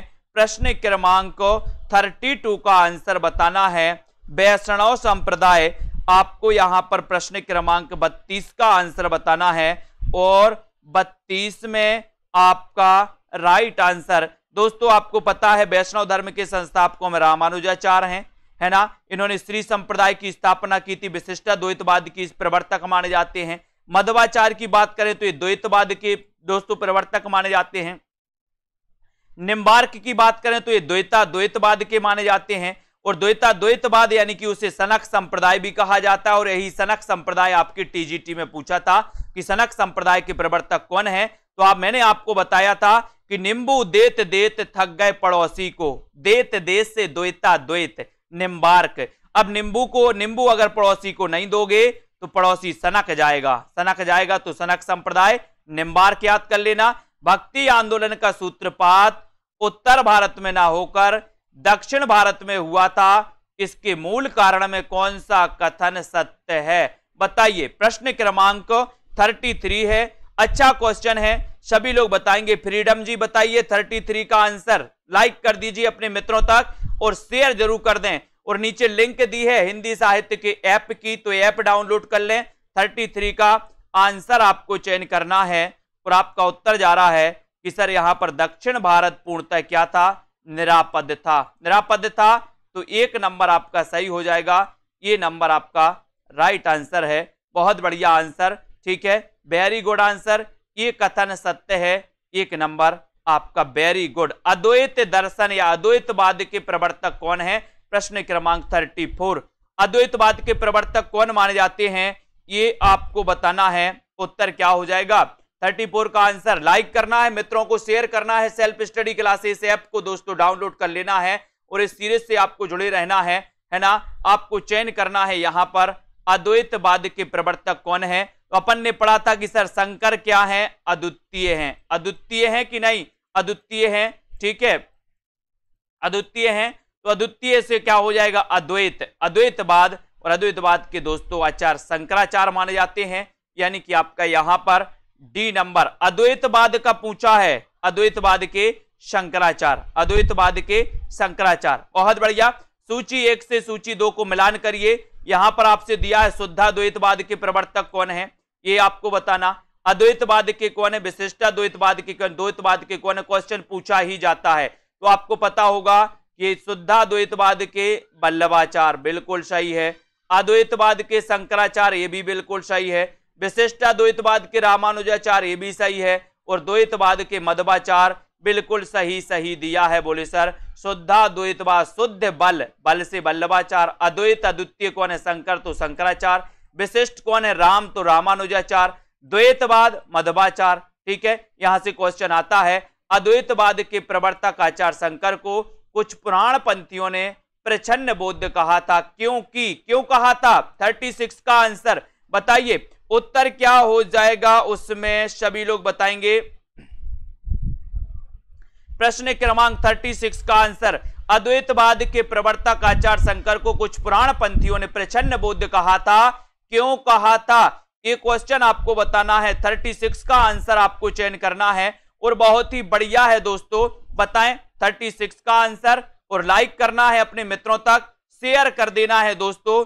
और जिन भी साथियों को एडेड जूनियर का मॉडल पेपर हिंदी नंबर 100 का मॉडल पेपर प्रैक्टिस करना है, वो 350 में सेल्फ स्टडी क्लासेस में आप मॉडल पेपर में एडमिशन ले सकते हैं। और यहां पर 36 का आंसर है, तो यहां पर आपका डी नंबर सही है कि बौद्ध धर्म में सभी मनुष्य समान हैं। शंकराचार्य ने इसी का अनुकरण किया था, यानी कि आपका जो डी नंबर है वो बिल्कुल सही है, ठीक है। अद्वैतवाद के अनुसार बताइए जीव और ब्रह्मा एक हैं क्या, संसार सत्य है, 37 का आंसर आपको चयन करना है और 2 विकल्पों में से ही आप उत्तर बता सकते हो। अद्वैतवाद यानी कि प्रवर्तक शंकराचार्य। अब अद्वैतवाद के अनुसार क्या सही है, अद्वैतवाद मैंने आपको कई बार पढ़ाया है दोस्तों, नीरज कुमार जी पढ़ाया है कि नहीं पढ़ाया, अद्वैतवाद के अनुसार क्या है, गलत नहीं होना चाहिए, बताइए क्या राइट आंसर है। 37 का आंसर प्रमोद सैनी जी, अद्वैतवाद के अनुसार जीव और ब्रह्मा एक हैं, जीव और ब्रह्मा एक हैं, यानी कि ये नंबर आपका बिल्कुल सही है,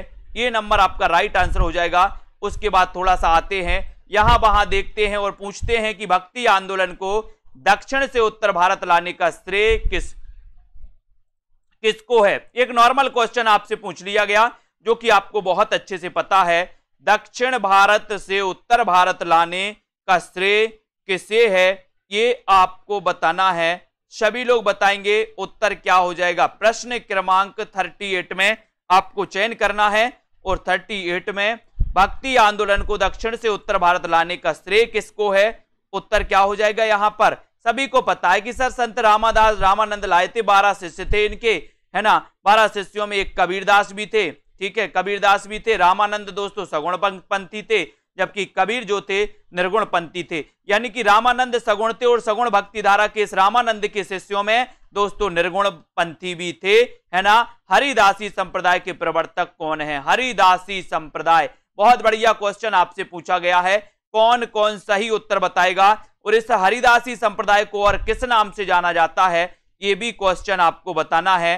प्रश्न क्रमांक 39 का आपको चयन करना है, लाइक कर देना है, आपको शेयर करना है। हरिदासी संप्रदाय के प्रवर्तक कौन है और इस हरिदासी संप्रदाय को और किस नाम से जाना जाता है, ये भी आपको बताना है। और यहां पर तो आपका हो जाएगा कि सर हरिदासी संप्रदाय, यानी कि उत्तर क्या हो जाएगा?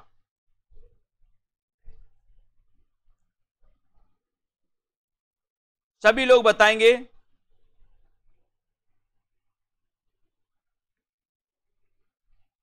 यहां पर आपका उत्तर हो जाएगा स्वामी हरिदास, ठीक है।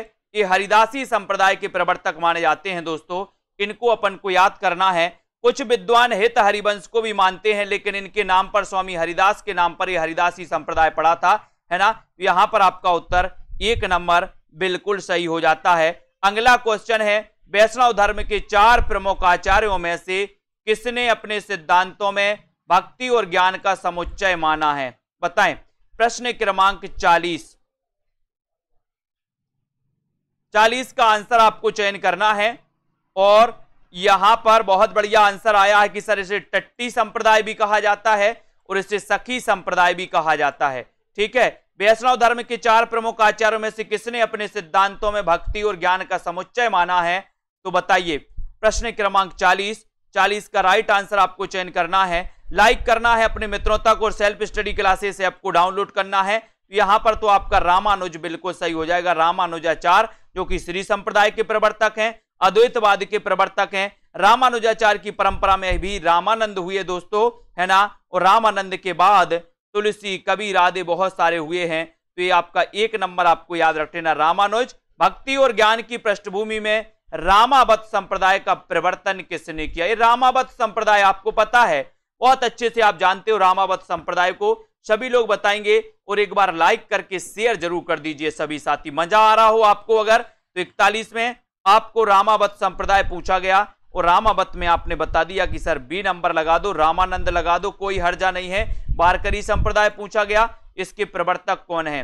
वारकरी संप्रदाय पूछा गया, इसके प्रवर्तक कौन है? यहां पर आपको विकल्प अनुसार उत्तर लगाना है दोस्तों। 42 का आंसर विकल्प अनुसार आपका सही उत्तर क्या हो जाएगा? 42 में आप चयन बताएंगे, है ना। कहीं कहीं वारकरी संप्रदाय यहां पर विकल्प में आपको पुंडलिक नहीं दिया है दोस्तों, है ना। लेकिन यहां पर आपको विकल्प अनुसार अगर उत्तर लगाने को बोला जाए तो आप लोग क्या उत्तर लगाएंगे? बताओ। उत्तर लगाना है आपको संत ज्ञानेश्वर, संत ज्ञानेश्वर यानी कि सी नंबर, ठीक है। तो सी नंबर आपका यहां पर बिल्कुल सही है, ज्ञानेश्वर आपका राइट आंसर हो जाएगा। श्री संप्रदाय के प्रवर्तक आचार्य कौन है? बहुत अच्छा क्वेश्चन है, मैंने आपको कई बार बता चुके इसी क्लास में। तो बताइए श्री संप्रदाय के प्रवर्तक आचार्य कौन है? लाइक करना है, शेयर करना है, लगे रहना है दोस्तों प्रैक्टिस करने के लिए, प्रैक्टिस करने के लिए लगे रहना है। और self study classes app download कर लेना, आगे आने वाले आरपीएससी एग्जाम, है ना। और दोस्तों master cadre exam, HP TET, HTET आदि एग्जामों के लिए हिंदी साहित्य का सर्वश्रेष्ठ सेल्फ स्टडी क्लासेस, जब तक तोड़ेंगे नहीं तब तक छोड़ेंगे नहीं, है ना। तो श्री संप्रदाय के प्रवर्तक रामानुजाचार्य कहां गए? ए हैं, B number Ramanujacharya, very good, B right answer, very good. Rudra Sampradaya पूछा गया, रुद्र, तो रुद्र संप्रदाय के प्रवर्तक कौन है? अच्छा क्वेश्चन है, रुद्र संप्रदाय पूछा भी जाता है दोस्तों। और रुद्र संप्रदाय के प्रवर्तक कौन माने जाते हैं, इसका आपको चयन करना है। मध्वाचार्य, निम्बार्क, विष्णु स्वामी या फिर रामानुज, यानी कि 44 का आंसर। और 44 में बिल्कुल सही आंसर आ रहा है कि सर अगर आप रुद्र संप्रदाय पूछोगे तो टिक भी लगा देना Vishnu Swami, Vishnu Swami, C number right answer, very good, C number. Jambnath ने अपने मत का प्रचार करने के लिए किस संप्रदाय की स्थापना की? 45 बताएं। जंबनाथ ने अपने मत का प्रचार करने के लिए किस संप्रदाय की स्थापना की? ये 45वां प्रश्न है, लाइक कर देना है एक बार और 45 में आपको चयन करना है।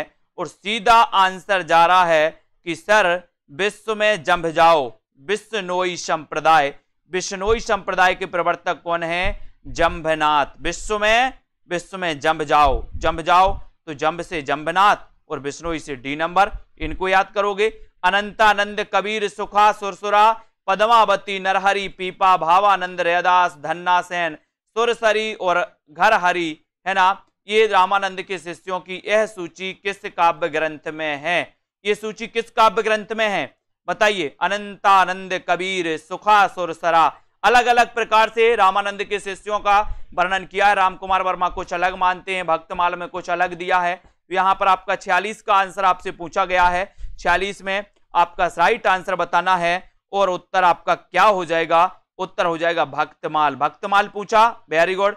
भक्तमाल में ये दोस्तों अनंतानंद, कबीर, सुखा, सुरसुरा, पद्मावती इनका वर्णन है, लेकिन भक्तमाल का रचना काल क्या है और रचनाकार कौन है ये भी आपको बताना है। जल्दी बताओ। कबीर की वाणी का संग्रह बीजक कहलाता है, इसके कितने भाग हैं? बीजक के कितने भाग हैं बताइए? बीजक के कितने भाग हैं? 47 का आंसर। बीजक के कितने भाग हैं? 2, 3, 4 या फिर 5, यानी कि 47 नंबर में आपको चयन करना है और सीधा आंसर चला गया कि सर बीजक में जो भाग हैं वो भाग हैं कितने? 3, यानी बी नंबर आपका बिल्कुल सही है। ठीक है, बीजक में भाग 3 हैं। कौन कौन से हैं वो भी आपको बताना। दोस्तों यहां पर आपका उत्तर है कि भक्ति काल की समय सीमा क्या है? भक्ति काल की समय सीमा आपको बताना है। संवत में दिया है तो संवत में आपको चयन करना है। साकी सबद रमैनी, वेरी गुड आंसर, बहुत बढ़िया आंसर सभी लोग बताएंगे। राइट आंसर 48 में आपको चयन करना है। भक्ति काल की समय सीमा क्या है? 48 में। 48 में बताइए राइट आंसर। और सभी को पता है कि सर संवत 1375 से लेकर के 1700 का जो काल है ये माना जाता है भक्ति काल। ठीक है, वेरी गुड आंसर। के बाद 207 का आंसर आपको बताना है। बताइए वाल्मीकि रामायण का भाषा अनुवाद किसने किया? यानी कि दोस्तों 207 का उत्तर आपको बताना है। और आपको पता है कि सर आपका सही आंसर हो जाएगा विष्णु दास, यानी बी नंबर। ठीक है, वाल्मीकि रामायण का भाषा अनुवाद किसने किया है? विष्णु दास ने। बी नंबर आपका राइट आंसर है। ठीक है, तुलसीदास को कलिकाल का वाल्मीकि किसने कहा? तुलसीदास को कलिकाल का वाल्मीकि किसने कहा है? मैक्स मूलर ने, नाभा दास ने, ग्रियर्सन या फिर आचार्य शुक्ल ने? प्रश्न क्रमांक 201 क्वेश्चन तो बहुत ही इंपॉर्टेंट है। तुलसीदास को कलिकाल का वाल्मीकि किसने कहा है? ये क्वेश्चन आपसे पूछा गया और आपका सीधा सीधा आंसर क्या जा रहा है बताएं जल्दी से। कलिकाल का वाल्मीकि किसने कहा है? और बहुत ही अच्छा क्वेश्चन और बिल्कुल सही आंसर आया आपका नाभा दास। यानी कि दोस्तों आपका सी नंबर जो है वो बिल्कुल सही है। नाभा दास की आपने एक रचना पढ़ी है भक्तमाल, 1585 की ये रचना है दोस्तों भक्तमाल। और भक्तों का माल कहाँ रखा है? नभ में। तो ये नाभा दास याद हो जाएगा। नाभा दास के गुरु का नाम था अग्रदास। अग्रदास की एक रचना थी दोस्तों राम ध्यान मंजरी, या जिसे ध्यान मंजरी भी कहा जाता है, जो कि आपके जीआईसी एग्जाम में पूछी गई थी। भक्तमाल के टीकाकार आपको चयन करना है। प्रश्न क्रमांक 209 का आंसर भक्तमाल के कभी कभी ऐसा होता है कि भक्तमाल के टीकाकार पूछा जाता है और लोग नाभा दास, देखो बहुत सारे लोगों ने, रेखा त्रिपाठी जी ने सी लगा दिया, बहुत बढ़िया। और कौन लगा रहा है सी?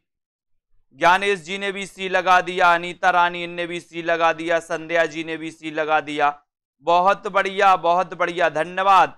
यहाँ टीकाकार पूछा है और आपने नाभा दास लगा दिया, गलत बात गलत बात। भक्तमाल के टीकाकार पूछा, टीकाकार प्रियादास थे। भक्तमाल के टीकाकार कौन थे? प्रियादास। भक्तमाल के रचनाकार कौन थे? तो नाभा दास। भक्तमाल के अगर अकेला भक्तमाल पूछा जाता तो आपका नाभा दास होता, लेकिन भक्तमाल के टीकाकार पूछा तो आपका प्रियादास लगाना है, ना कि नाभा दास। ठीक है, गोस्वामी तुलसीदास के गुरु का नाम बताइए। प्रश्न क्रमांक 210 में गोस्वामी तुलसीदास के गुरु का नाम क्या था? रामानंद, नरहरिदास, रामानुजाचार या फिर बल्लभाचार? और यहां पर फिर आपने बिल्कुल चौका लगाया और बी नंबर लगाया, नरहरिदास, यानी बी आपका राइट आंसर है। नरहरिदास बिल्कुल सही है। तुलसीदास नाटक के रचयिता कौन है? प्रश्न क्रमांक 211। तुलसीदास नाटक के रचनाकार कौन है?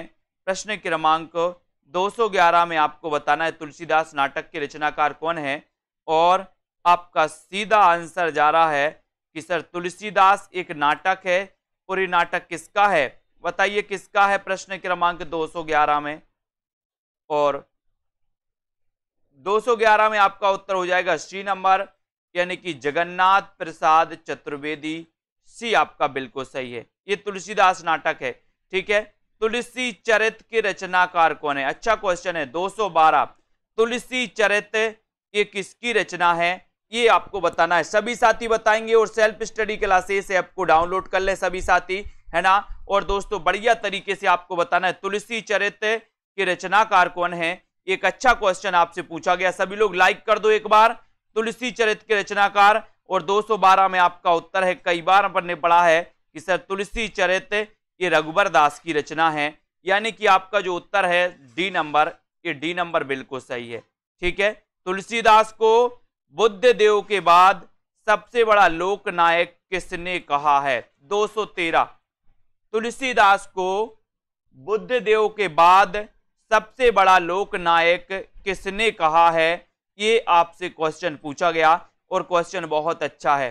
तुलसीदास को बुद्ध देव के बाद सबसे बड़ा लोक नायक किसने कहा है? ये क्वेश्चन है। और आपने बिल्कुल सही बताया कि सर किसने कहा है? डॉक्टर गिरियर्सन ने। डॉक्टर गिरियर्सन, यानी ये नंबर आपका बिल्कुल सही है। ठीक है। राम काव्य धारा की सबसे प्रमुख भाषा है तो कौन सी है? राम काव्य धारा, आपने दोस्तों भक्ति काल में सगुण भक्ति शाखा में एक नाम सुना होगा राम काव्य धारा का। ठीक है। अब राम काव्य धारा का आपने नाम सुना है और इसकी सबसे प्रमुख जो भाषा है वो आपको बताना है। तो प्रमुख भाषा कौन सी है राम काव्य धारा की? क्वेश्चन बड़ा अच्छा है। और प्रश्न क्रमांक 214 का उत्तर हो जाएगा कि सर राम काव्य धारा की बात करोगे तो इसकी प्रमुख भाषा है अवधी। अवधी है। अब आपको बताना है कि अवधी किस दोस्तों भाषा से निकली हुई है ना। तो बताइए, बी नंबर आपका यहां पर सही है। तुलसीदास की अलौकिक घटनाओं का चित्रण किसमें हुआ? अच्छा क्वेश्चन है। 215 तुलसीदास की अलौकिक घटनाओं का चित्रण किसमें हुआ है? ये आपको 215 में बताना है।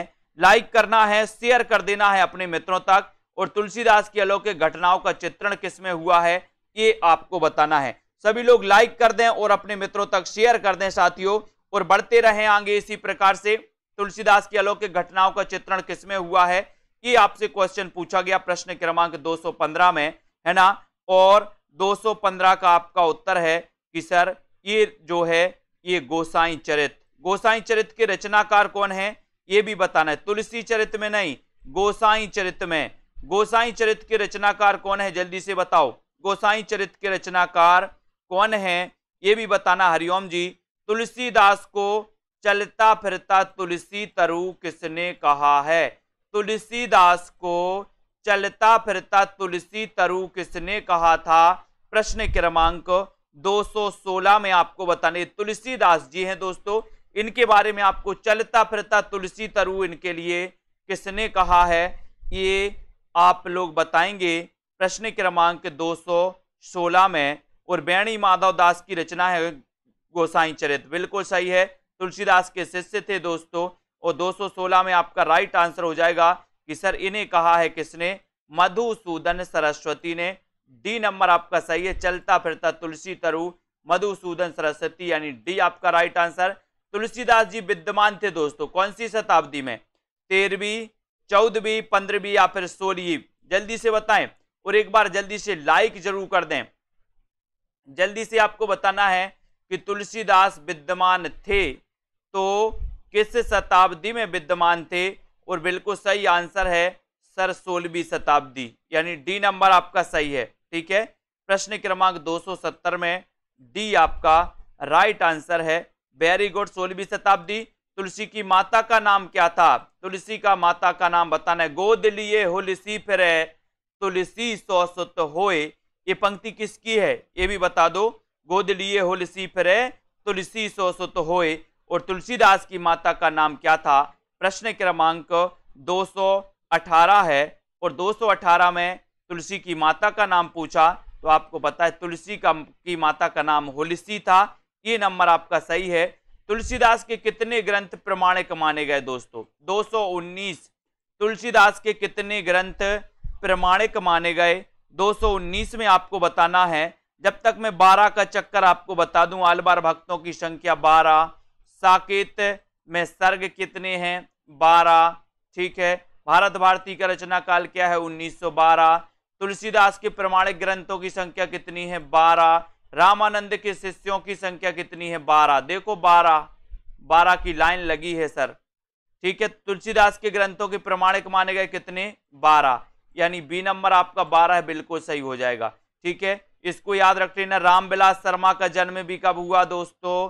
कब हुआ रामविलास शर्मा का? बताइए। 1912। रामविलास शर्मा का भी 1912 में जन्म हुआ, ठीक है। संबत 1631 करऊं कथा हरिपद धर सीसा, उपर्युक्त चौपाई किस ग्रंथ की रचना से संबंधित है? ये 220 का आंसर आपको चयन करना है। बताइए। संबत 1631 करऊं कथा हरिपद धर सीसा, 220 में आपका राइट आंसर आपको चयन करना है।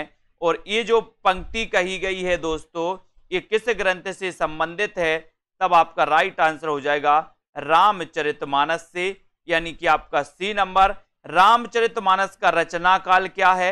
इसकी भाषा क्या है? इसका जो दोस्तों रचना काल में कितना समय लगा रचना करने में, तो वो आपको बताना है कमेंट में। बताइए सभी लोग। नौमी भौम बार मधुमासा, अवधपुरी यह चरित प्रकाशा। चरित प्रकाशा प्रश्न क्रमांक 221 में। एक के अनुसार रामचरितमानस का शुभारंभ कहाँ हुआ था? कहाँ हुआ था? नौमी भौम बार मधुमासा, अवधपुरी यह चरित प्रकाशा। 221 का आंसर आपको चयन करना है। ये बताइए कि रामचरितमानस का शुभारंभ कहाँ से हुआ था इस पंक्ति के अनुसार? सभी लोग बताएं। बहुत बढ़िया। यहां पर 221वां प्रश्न पूछा गया और आपने बता दिया बिल्कुल सही कि सर अयोध्या में। अयोध्या में हुआ था इसका दोस्तों, है ना, शुभारंभ, यानी आपका सी नंबर बिल्कुल सही है, ठीक है। जन्म मुक्ति मही जानी, ज्ञान खान अगहानी कर, जह बस शंभु भवानी, सो काशी से अकसना। किसिकंदा कांड के मंगलाचरण में तुलसीदास ने किसका वर्णन किया है? बहुत बढ़िया क्वेश्चन है दोस्तों। बताइए। 222 इस पंक्ति के अनुसार आपको चयन करना है। लाइक करना है, अपने मित्रों तक शेयर जरूर कर लो। और हिंदी साहित्य के ऐप की लिंक नीचे दी है, तो आप सभी साथी हिंदी साहित्य के ऐप की लिंक दोस्तों, लिंक से ऐप को डाउनलोड कर सकते हो। तो जल्दी से आपको बताना है ये पंक्ति के बारे में। राइट क्या हो जाएगा यहां पर? और बिल्कुल सही आंसर आ गया सभी लोगों का कि सर इसमें काशी लगा दो। काशी का, काशी आपका बिल्कुल सही है। वेरी गुड, बहुत बढ़िया। किसिकंदा में से उत्तरकांड तक की रचना तुलसीदास ने कहा की? Most important question, IMP question है दोस्तों इसमें। किसिकंदा कांड से उत्तरकांड तक की रचना तुलसीदास ने कहां की थी? कहां की थी? अयोध्या में, काशी में, प्रयाग में, या फिर चित्रकूट में? यानी कि 223 का आंसर आपको बताना है। किसिकंदा कांड से उत्तरकांड तक की रचना तुलसीदास ने कहां पर की थी, ये आपको बताना है। कुरैशी जी बहुत बढ़िया, 223 का आंसर। और वो की थी दोस्तों इन्होंने कहां पर? काशी में। किसिकंदा कांड से उत्तरकांड तक की, काशी, यानी बी नंबर, ठीक है।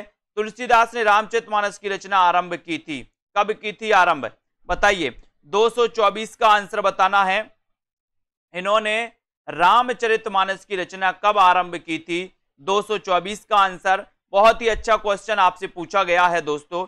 आपको लाइक करना है, मित्रों तक शेयर करना है। और तुलसीदास की जो रामचरितमानस है महाकाव्य है, 7 कांड है दोस्तों, अवधी भाषा में लिखा गया महाकाव्य है। और ये जो इसकी आरंभ हुई थी, रचना आरंभ हुई थी 1574 ईस्वी, यानी कि आपका उत्तर डी नंबर जो है वो बिल्कुल सही है। भक्ति काल के किस कवि ने अपनी हिंदी की रचनाओं में संस्कृत की सभी शास्त्रीय परंपराओं का निर्वहन किया है? यानी कि 225 का आंसर बताना। भक्ति काल के किस कवि ने अपनी हिंदी की रचनाओं में संस्कृत की सभी शास्त्रीय परंपराओं का निर्वहन किया है? तो बताइए किस में किया? तुलसीदास में, सूरदास में, कबीरदास में, या फिर दोस्तों जायसी। अब किस कवि ने अपनी हिंदी की रचनाओं में संस्कृत की सभी शास्त्रीय परंपराओं का निर्वहन किया? ये क्वेश्चन आया हुआ है और आपका उत्तर हो जाएगा तुलसीदास ने, यानी ये नंबर आपका बिल्कुल सही है। कृष्ण गीतावली काव्य कृति के रचनाकार कौन है? कृष्ण गीतावली के रचनाकार कौन है? क्वेश्चन बहुत अच्छा है, वीडियो को लाइक जरूर करना है और 226 में से आपका उत्तर बताना है। और कृष्ण गीतावली जो कि दोस्तों ब्रज भाषा में लिखी गई, कौन सी भाषा में लिखी गई? ब्रज भाषा। आपको पता है कि तुलसीदास ने ब्रज का भी दोस्तों ब्रज में भी रचनाएं की और अवधि में भी की। अवधि की अपन ने याद किया था कि जब तुलसीदास की जिन 12 प्रमाणिक रचनाओं में से जिनमें अवधि और मंगल आए वो जिसमें राम और मंगल आए वो अवधि में, और जिसमें राम और मंगल ना आए वो ब्रज भाषा में। जैसे रामज्ञा प्रश्नावली, रामचरितमानस, है ना, ये सब अवधि में है। और कृष्ण गीतावली में राम आ ही नहीं रहा, कहीं मंगल भी नहीं आ रहा, तो ये कृष्ण गीतावली ब्रज में है। और इसके रचनाकार कौन है? तुलसीदास हैं। ठीक है। विनय पत्रिका का एक अन्य नाम क्या है? ये बताना 227 में। विनय पत्रिका का एक अन्य नाम, विनय पत्रिका की भाषा पूछी जाती है, जो कि नीचे क्वेश्चन है 228वां, है ना। विनय पत्रिका का एक अन्य नाम क्या है, ये आपको बताना है। तो बहुत अच्छा क्वेश्चन आपसे पूछा गया 227 में। सभी लोग एक बार शेयर कर दो अपने मित्रों तक और आपका उत्तर हो जाएगा इसका राम विनयावली, यानी कि सी नंबर। विनय पत्रिका का एक अन्य नाम माना जाता है विश्वास मलिक जी, राम विनयावली। और ये राम विनयावली या विनय पत्रिका की जो भाषा है वो भाषा तो आप सभी को पता है कि सर ब्रज भाषा है। ठीक है, ब्रज भाषा। D number. विनय पत्रिका की रचना किस रूप में है? खंड काव्य है ये, गीति काव्य है, प्रबंध काव्य है, या फिर गद्य काव्य है? यानी कि 229 का आंसर आपको चयन करना है। 229 में विनय पत्रिका की रचना किस रूप में है, ये क्वेश्चन आपसे पूछा गया और वो रूप बताना है दोस्तों। कौन सी? विनय पत्रिका की रचना जो है ये गीति काव्य, क्या में है? गीति काव्य में है। यानी कि आपका बी नंबर जो है, बी नंबर 29 का बिल्कुल सही है। बी नंबर बताया है, बहुत बढ़िया। अगला क्वेश्चन देखो, विनय पत्रिका में आत्मनिवेदन कितने रागों में हुआ है? कितने रागों में हुआ आत्मनिवेदन? 19, 21, 22 या फिर 20? बहुत बढ़िया सुरभि जी, कलिकाल से मुक्ति हेतु। तो 230 का आंसर, और 230 में आत्मनिवेदन कितने रागों में हुआ? तो वो हुआ है 21 रागों में। 21 यानी कि आपका सी नंबर बिल्कुल सही है। बहुत बढ़िया आंसर आ रहा है आप लोगों के, बिल्कुल राइट तो आंसर बता रहे हो। विनय पत्रिका का प्रमुख रस बताना है, कौन सा है? विनय पत्रिका का रस क्या है? भक्ति है, वात्सल्य है, शांत है, या फिर करुण है? विनय पत्रिका का प्रमुख रस कौन सा है? ये अच्छा क्वेश्चन है। 231 का आंसर बताना है और आपका उत्तर जाएगा कि सर विनय पत्रिका का अगर आप रस पूछोगे, है ना, तो ये रस है कौन सा? शांत रस है। कौन सा रस है? शांत रस। ठीक है, तो ये डी नंबर आपका सही है। विनय पत्रिका का विषय क्या है? विषय बताइए। देव स्तुति है, आध्यात्मिक जीवन है, योग भावना। अब आप बोलोगे कि सर आप तो विनय पत्रिका के पीछे ही पड़ गए। ठीक है, कोई बात नहीं, विनय की पत्रिका है, अब इसके पीछे तो अपन को पढ़ना ही पड़ेगा, तभी तो अपना काम बनेगा। विनय पत्रिका का विषय आपको बताना है, विषय जल्दी से बता दीजिए। विनय पत्रिका का विषय क्या है? बहुत अच्छा क्वेश्चन है। और 225 में आपका उत्तर हो जाएगा कि सर ये है आध्यात्मिक जीवन, यानी ये नंबर आपका बिल्कुल सही है। ठीक है, विनय पत्रिका में कितने पद हैं?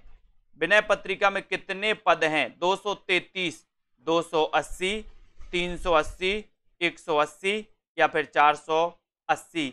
विनय पत्रिका में कितने पद हैं, ये आपसे पूछा गया। 233 में आंसर पूछा गया और आपने बता दिया कि सर ये जो विनय पत्रिका है इसमें पदों की संख्या कितनी है? कितनी है अन्नू त्रिपाठी जी? कितनी है? 280, यानी ये नंबर आपका 280 बिल्कुल सही है। 280 राइट आंसर। तुलसीदास की प्रथम रचना कौन सी है? 234। प्रथम रचना कौन सी है? ये क्वेश्चन दोस्तों अपन को विकल्प अनुसार लगाना है। तो बताइए 234 में आपका राइट आंसर कौन सा हो जाएगा यहां पर, बताइए। तो यहां पर जो विकल्प अनुसार दोस्तों अलग अलग विद्वानों ने अलग अलग मानी है, इनका राइट आंसर गीतावली हो जाएगा विकल्प अनुसार। वैसे अलग अलग विद्वानों, किसी ने वैराग्य संदीपनी को माना है ना। तो यहां पर आपको बी लगाना है, ठीक है। तुलसीदास की काव्य कला की सबसे मधुरतम अभिव्यक्ति क्या है? तुलसीदास की काव्य कला की सबसे मधुरतम अभिव्यक्ति आपको बताना क्या है? कवितावली है, दोहावली, गीतावली या फिर जानकी मंगल? सबसे मधुरतम अभिव्यक्ति चयन करना है प्रश्न क्रमांक 235 में, बताइए। 235 में आपको चयन करना है। 235 का सबसे मधुरतम अभिव्यक्ति कौन है, ये आपसे पूछा गया। तो सबसे मधुरतम जो अभिव्यक्ति है वो गीतावली है दोस्तों, इनकी गीतावली, सी नंबर, ठीक है। सबसे मधुरतम अभिव्यक्ति है तुलसीदास की। गीतावली का रचना रूप क्या है, यानी कि गीतावली क्या है, इसका काव्य रूप क्या है, वो बताना है। खंड काव्य है, प्रबंध काव्य है, गद्य काव्य है या फिर गीति काव्य है? एक कवि के बारे में अभी अपन अच्छे से नहीं पढ़ पाए, तुलसीदास के बारे में बस। देश सेवा जी, गीतावली का काव्य रूप क्या है, रचना रूप क्या है? 236 में आपको चयन करना है। तो आपको बताना है कि सर गीतावली गीति काव्य है। क्या है? गीति काव्य, यानी डी नंबर, ठीक है। निम्न में से किस ग्रंथ में तुलसी ने छंद विशेषणा रखकर 21 रागों की योजना की है? 21 रागों की योजना किसमें की है? 237 का आंसर। तो छंद विशेष न रखकर 21 रागों की योजना की है। तो बताइए गीतावली में रामज्ञा प्रश्न, रामचरितमानस या फिर वैराग्य संदीपनी? तो यहां पर आपका उत्तर ए नंबर सही, 21 रागों की छंद योजना न रख करके 21 रागों की दोस्तों इसमें योजना की है। एक नंबर आपका सही है। गीतावली की भाषा बताइए। अब भाषा में तो आपको याद रख लेना है कि भाषा में आपको कोई कठिनाई नहीं होगी रंजना जी। गीतावली की भाषा क्या है? 238 का आंसर बताना है। 238 अवधी, ब्रज, भोजपुरी या फिर बुंदेली? और 238 में आपका उत्तर जा रहा है कि सर गीतावली की भाषा तो ब्रज है। आपने ट्रिक बता दी थी कि तुलसीदास की जिन 12 प्रमाणिक रचनाओं में राम और मंगल आए वो अवधी, जिनमें राम और मंगल ना आए वो ब्रज। तो गीतावली में राम मंगल नहीं आया, मतलब ये ब्रज की है। तुलसीदास ने मीन और मीन की शनिचरी का वर्णन किस ग्रंथ में किया? 239। तुलसीदास ने मीन की शनिचरी का वर्णन किस ग्रंथ में किया है? हिंदी साहित्य के ऐप की लिंक नीचे दी है, इस ऐप को आप डाउनलोड कर सकते हो दोस्तों, है ना। केवल हिंदी साहित्य के लिए ये ऐप बनाया गया।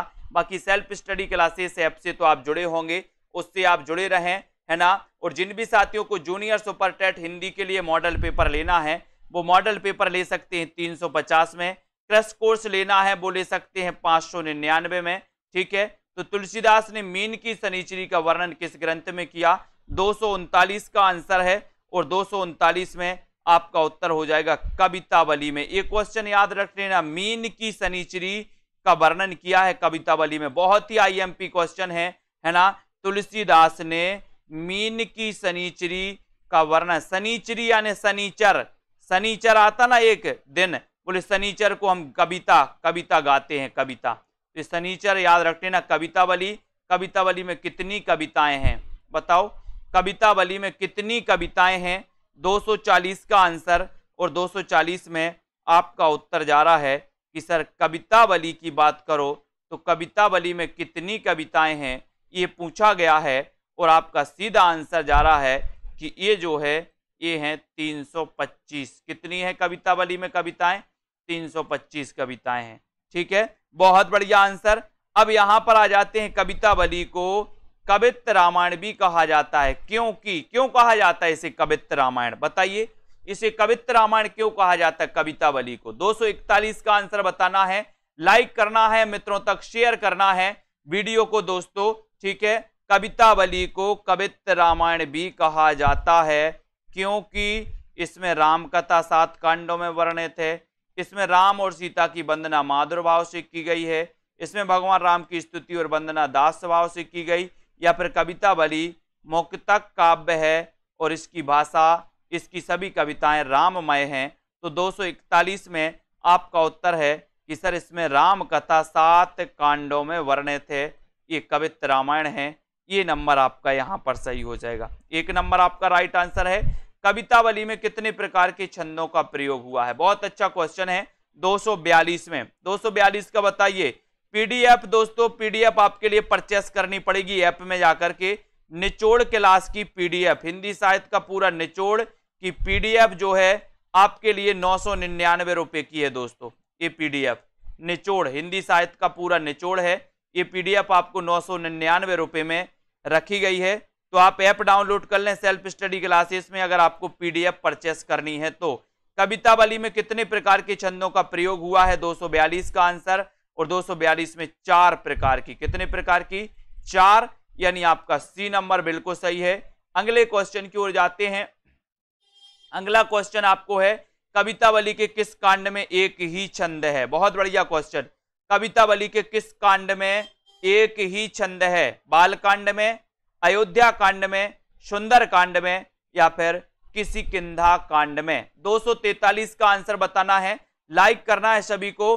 कवितावली के किस कांड में एक ही छंद है, ये आपसे पूछा गया, बताएं। 243 नंबर और 243 नंबर में आपका उत्तर है कि सर किष्किंधा कांड में एक ही छंद है, यानी डी नंबर आपका बिल्कुल सही है। D number right answer, very good. किस ग्रंथ में तुलसी ने राम के स्वर को प्रधान स्थान दिया? बहुत बढ़िया। किस ग्रंथ में तुलसी ने राम के स्वर को प्रधान दिया है, प्रधान स्थान दिया है? तो किस ग्रंथ में दिया है, ये आपको 244 का उत्तर बताना है। और 244 में राम के स्वर को प्रधान स्थान दिया है तो किसमें दिया है ना? मॉडल पेपर ऐप में जाकर के आपको मॉडल पेपर लेने पड़ेंगे, मॉडल पेपर ऐप में जाकर के, ठीक है। तो आपका यहां पर राइट आंसर हो जाएगा ये दोस्तों, हाँ, पीडीएफ प्रिंट निकल पाएगी, ये नंबर आपका कवितावली सही हो जाएगा, ठीक है। आप पीडीएफ वाला कोर्स लेंगे तो पीडीएफ का प्रिंट निकलेगा, पीडीएफ वाला, केवल पीडीएफ वाला, ठीक है। वैराग्य संदीपनी किस कवि की रचना है? प्रश्न क्रमांक 245। आप 999 का हिंदी साहित्य का निचोड़ यानी कि इंपॉर्टेंट वाली पीडीएफ 999 में आप खरीद सकते हो, इसका प्रिंट भी आपको निकल जाएगा, है ना। वैराग्य संदीपनी किस कवि की रचना है? 245 का आंसर आपको चयन करना है। और 245 में वैराग्य संदीपनी, और वैराग्य संदीपनी ये जो है दोस्तों, ये तुलसीदास की रचना है। किसकी रचना है? तुलसीदास की। Very good. रामज्ञा प्रश्न का दूसरा नाम क्या है? बहुत बढ़िया। रामज्ञा प्रश्न का दूसरा नाम क्या है, ये आपका क्वेश्चन है। लाइक जरूर करें सभी साथी, और दोस्तों अपने मित्रों तक शेयर करो। ये क्लास आपके लिए रोज 9 बजे चलती है ना। इस क्लास से आपको जुड़े रहना है। रामज्ञा प्रश्न का दूसरा नाम क्या है? 246 का आंसर, तो आपका उत्तर हो जाएगा दोहावली रामायण। क्या है? दोहावली रामायण। सी नंबर आपका बिल्कुल सही है दोस्तों, C number right answer, very good. Ramagya Prashna में 7 सर्ग हैं, प्रत्येक सर्ग में 7 कोष्टक, और प्रत्येक कोष्टक में 7 क्या हैं? चौपाई, छप्पय, वर्वे, या फिर दोहे? बताएं। रामज्ञा प्रश्न में 7 सर्ग हैं, सर्ग और 7 कोष्टक, और दोस्तों प्रत्येक कोष्टक में 7 क्या हैं? 7 क्या है? 247 का आंसर बताना है।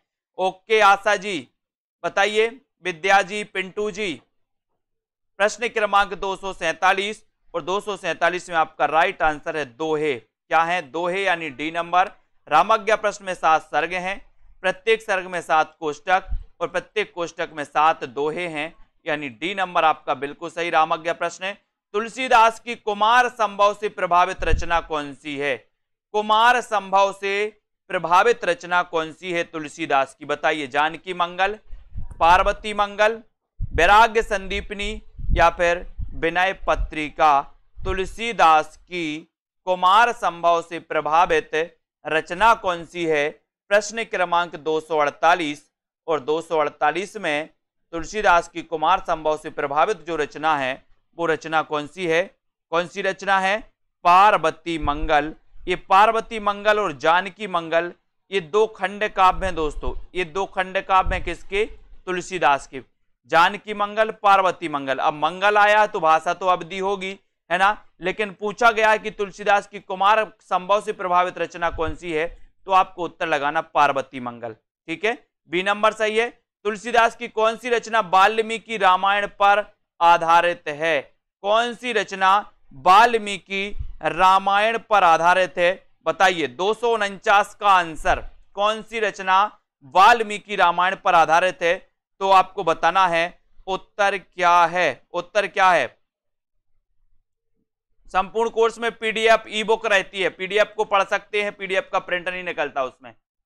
तुलसीदास की कौन सी रचना वाल्मीकि रामायण पर आधारित है? 249 का क्वेश्चन आपको बताना है और 249 में आपका सीधा आंसर जा रहा है जानकी मंगल, यानी कि ये वाल्मीकि रामायण पर आधारित है। ये नंबर आपका बिल्कुल सही है। ठीक है, जानकी मंगल वाल्मीकि रामायण पर आधारित है। रामलला नहचू की भाषा क्या है? रामलला नहचू की भाषा क्या है? तो बताइए 250 में, आपको तो पता ही है, बताएं। रामलला नहचू की भाषा क्या है? हाँ, अखिल ज्ञान का सागर कहा जाता है कुरैशी जी, बिल्कुल सही है। 250 का आंसर। और आपका रामलला नहचू की भाषा पूछा गया तो आपको पता ही चल गया कि सर इसमें तो राम आया, राम मतलब इसमें अवधि है, अवधि यानी कि बी नंबर आपका बिल्कुल सही है। Very good. ठीक है, बरबे रामायण में कितने बरबे छंद हैं? कितने बरबे छंद हैं? 251। बरबे रामायण में कितने बरबे छंद हैं? ये आपको बताना है 49, 59, 69 या फिर 70। बरबे रामायण में कितने बरबे छंद हैं? ये 251 का आंसर बताना है। और 251 में आपको बताना है बरबे रामायण में कितने बरबे छंद हैं। तो वो हैं दोस्तों, बताइए कौन कौन बता रहा है। रामज्ञा प्रश्न ज्योतिष से संबंधी है, बिल्कुल सही है। 251 में आपका उत्तर है बरबे रामायण में 69 छंद है, 69 बरबे छंद हैं। सी नंबर सही है। वैराग्य संदीपनी कितने भागों में विभाजित है? वैराग्य संदीपनी कितने भागों में विभाजित है? ये आपको बताना है।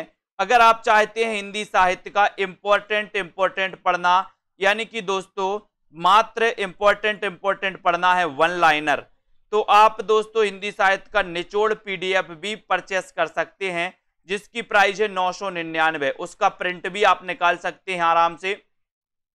वैराग्य संदीपनी कितने भागों में विभाजित है? ये 252 का प्रश्न आपसे पूछा गया और आपका उत्तर है कि सर ये 4 भागों में है। वैराग्य संदीपनी कितने भागों में? 4 भागों में। 4 भागों में सी नंबर, वेरी गुड। वैराग्य संदीपनी में प्रयुक्त छंद कौन से हैं दोस्तों? बताइए। दोहा, सोरठा, चौपाई। वैराग्य संदीपनी में प्रयुक्त छंद कौन सा है? 253 का आंसर। 253 का आंसर बताइए श्याम पंडित जी, प्रश्न क्रमांक 253 में। और 253 का आपका राइट आंसर है ए नंबर, दोहा, सोरठा और चौपाई। 1 नंबर आपका बिल्कुल सही है, ये आपका राइट आंसर हो जाएगा। ठीक है, वैराग्य संदीपनी में प्रयुक्त छंद है। रामचरितमानस की रचना पद्धति है, तो क्या है रामचरितमानस की रचना पद्धति? रचना पद्धति कौन सी है? 254 रामचरितमानस की रचना पद्धति गीत पद्धति है, दोहा चौपाई पद्धति है, छप्पय पद्धति है, या फिर कवित्त सवैया पद्धति है। यानी कि 254 में आपका सही आंसर है इस रामचरितमानस में दोहा चौपाई पद्धति है। बी नंबर आपका बिल्कुल सही है। रामचरित की भाषा और बता दो, भाषा क्या है रामचरितमानस की? बताइए, रामचरितमानस की भाषा बताना है। और एक बार लाइक कर देना है अपने मित्रों तक दोस्तों, और शेयर कर देना है इस क्लास को। रामचरितमानस की भाषा बताना है। इतना अच्छा क्वेश्चन आपसे पूछा गया है। नीचे लिंक दी है दोस्तों हिंदी साहित्य के ऐप की, तो ऐप को डाउनलोड कर सकते हो। Self study classes app download करके हिंदी साहित्य के मॉडल पेपर प्राप्त कर सकते हो। ठीक है, रामचरितमानस की अगर बात करें 255 की, तो 255 में आपका उत्तर है सी, यानी कि अवधि। सी नंबर यानी कि अवधि आपका राइट आंसर हो जाएगा। Very good. अब यहां पर आते हैं, थोड़ा सा इसको देखते हैं। रामचरितमानस को पूरा करने में तुलसीदास को कितना समय लगा? बहुत अच्छा क्वेश्चन है। रामचरितमानस को पूरा करने में तुलसीदास को कितना समय लगा? 1 वर्ष 7 माह है, 1 वर्ष 11 माह है, 3 वर्ष 7 माह है, या फिर 2 वर्ष 7 माह है? बताइए। रामचरितमानस को पूरा करने में कितना समय लग गया? 256 का आंसर आपको चयन करना है और लगभग सभी को पूरा पूरा उत्तर बता दीजिए। अब यहाँ पे तो सिर्फ माह दिया है, लेकिन आपको पता है कितने लग गया? 2 वर्ष 7 माह है, यानी कि आपका डी नंबर सही है और 26 दिन। ठीक है, तो ये आपका डी बिल्कुल सही है। 2 7 26, 2 7 26, वेरी गुड। रामचरितमानस से किस संवाद का संबंध नहीं है? किस संवाद का संबंध नहीं है? 257 में, और 257 में आपका सही आंसर यहां पर क्या हो जाता है? क्वेश्चन पूछा जाता है रामचरितमानस से किस संवाद का संबंध नहीं है, ये पूछा जाता है, सभी लोग बताएंगे और आपका सीधा आंसर जा रहा है कि सर राम सीता संवाद का संबंध नहीं है। 1 नंबर आपका सही है। ठीक है, रामचरितमानस में कितने कांड हैं? कांड बताइए और कांडों को क्रमबद्ध भी लिखिए। कांडों को क्रमबद्ध भी लिखना है। रामचरितमानस में कितने कांड हैं और पूरे कांड आपको क्रमबद्ध भी लिखना है। 5 7 9 या फिर 11। रामचरितमानस में कितने कांड हैं? 258 का उत्तर बताना है। इन कांडों को आपको बताना है, जल्दी से बताओ। बी नंबर आपका सही है कि 7 कांड हैं, लेकिन 7 कांड कौन कौन से हैं ये आपको क्रमबद्ध लिखना है और रामचरितमानस के कांडों का सही अनुक्रम भी बताना है। बताइए, नीचे दिया है 259 में, क्रम बताइए कौन सा क्रम सही है, बताएं कौन सा क्रम सही हो जाएगा? तो यहां पर आपको दिख रहा होगा कि सर बाल, अयोध्या, अरण्य, किष्किंधा, सुंदरकांड, है ना। तो यहां पर आपका सही उत्तर क्या हो जाएगा? सी नंबर। सी नंबर आपका बिल्कुल सही है। सीता जी की वंदना करते हुए उनको कन्या, मां और प्रिया के रूप में किसने स्मरण किया है? बताइए। प्रश्न क्रमांक 260 का उत्तर मां और प्रिया के रूप में किसने स्मरण किया है? वाल्मीकि, मैथिली शरण गुप्त, तुलसीदास या फिर इनमें से कोई नहीं। तो बिल्कुल सही आंसर आप लोग जा रहे हैं। और सीता जी की वंदना करते उनको कन्या, मां और प्रिया रूप में किसने स्मरण किया? 260 का आंसर, और आपने बिल्कुल सही बताया है तुलसीदास, यानी बी नंबर आपका बिल्कुल सही है। Very good. सभी साथियों के लिए बहुत बहुत धन्यवाद। सभी साथी ये हिंदी साहित्य के ऐप की लिंक नीचे दी है, तो ऐप को डाउनलोड कर सकते हैं। ठीक है, और साथ ही सेल्फ स्टडी क्लासेस दोस्तों इस ऐप से जुड़ सकते हैं। Self study classes app download कर सकते हैं, जहां पर आपको मॉडल पेपर और दोस्तों पीडीएफ जिनको भी लेना है तो पीडीएफ 999 की निचोड़ क्लास की पीडीएफ है। ठीक है, और दोस्तों ये हिंदी साहित्य का क्रैश कोर्स लॉन्च किया गया जूनियर सुपर टेट के लिए, यानी कि लास्ट के 10 दिनों में आपको क्या पढ़ना है ये जूनियर सुपर टेट में आप पढ़ सकते हैं। साथ ही दोस्तों जूनियर सुपर टेट का एक 20 मॉडल पेपर लॉन्च किए गए। ये 20 मॉडल पेपर 100 नंबर हिंदी के हैं दोस्तों।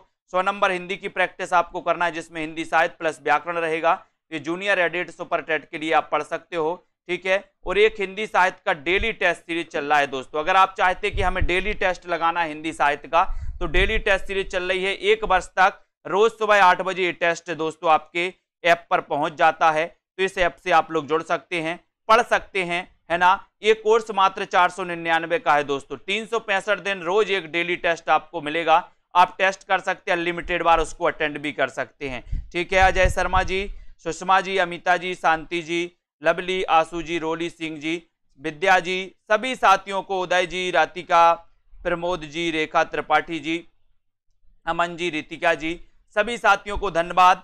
लाइक करते रहें, अपने मित्रों को शेयर करते रहें और ऐप को जरूर डाउनलोड कर लें। ठीक है, ऐप को डाउनलोड कर लें, जहां पर दोस्तों एक फ्री टेस्ट सीरीज भी होती है आपको। किस किस दिन? रविवार और गुरुवार को होती है। बिल्कुल, तो सप्ताह में 2 दिन ये फ्री टेस्ट सीरीज होती है, 2020 टेस्ट सीरीज। तो 2020 टेस्ट सीरीज से भी आप लोग जुड़ सकते हैं। ठीक है, तो सभी साथियों के लिए धन्यवाद। वीडियो को लाइक शेयर करें। जय हिंद।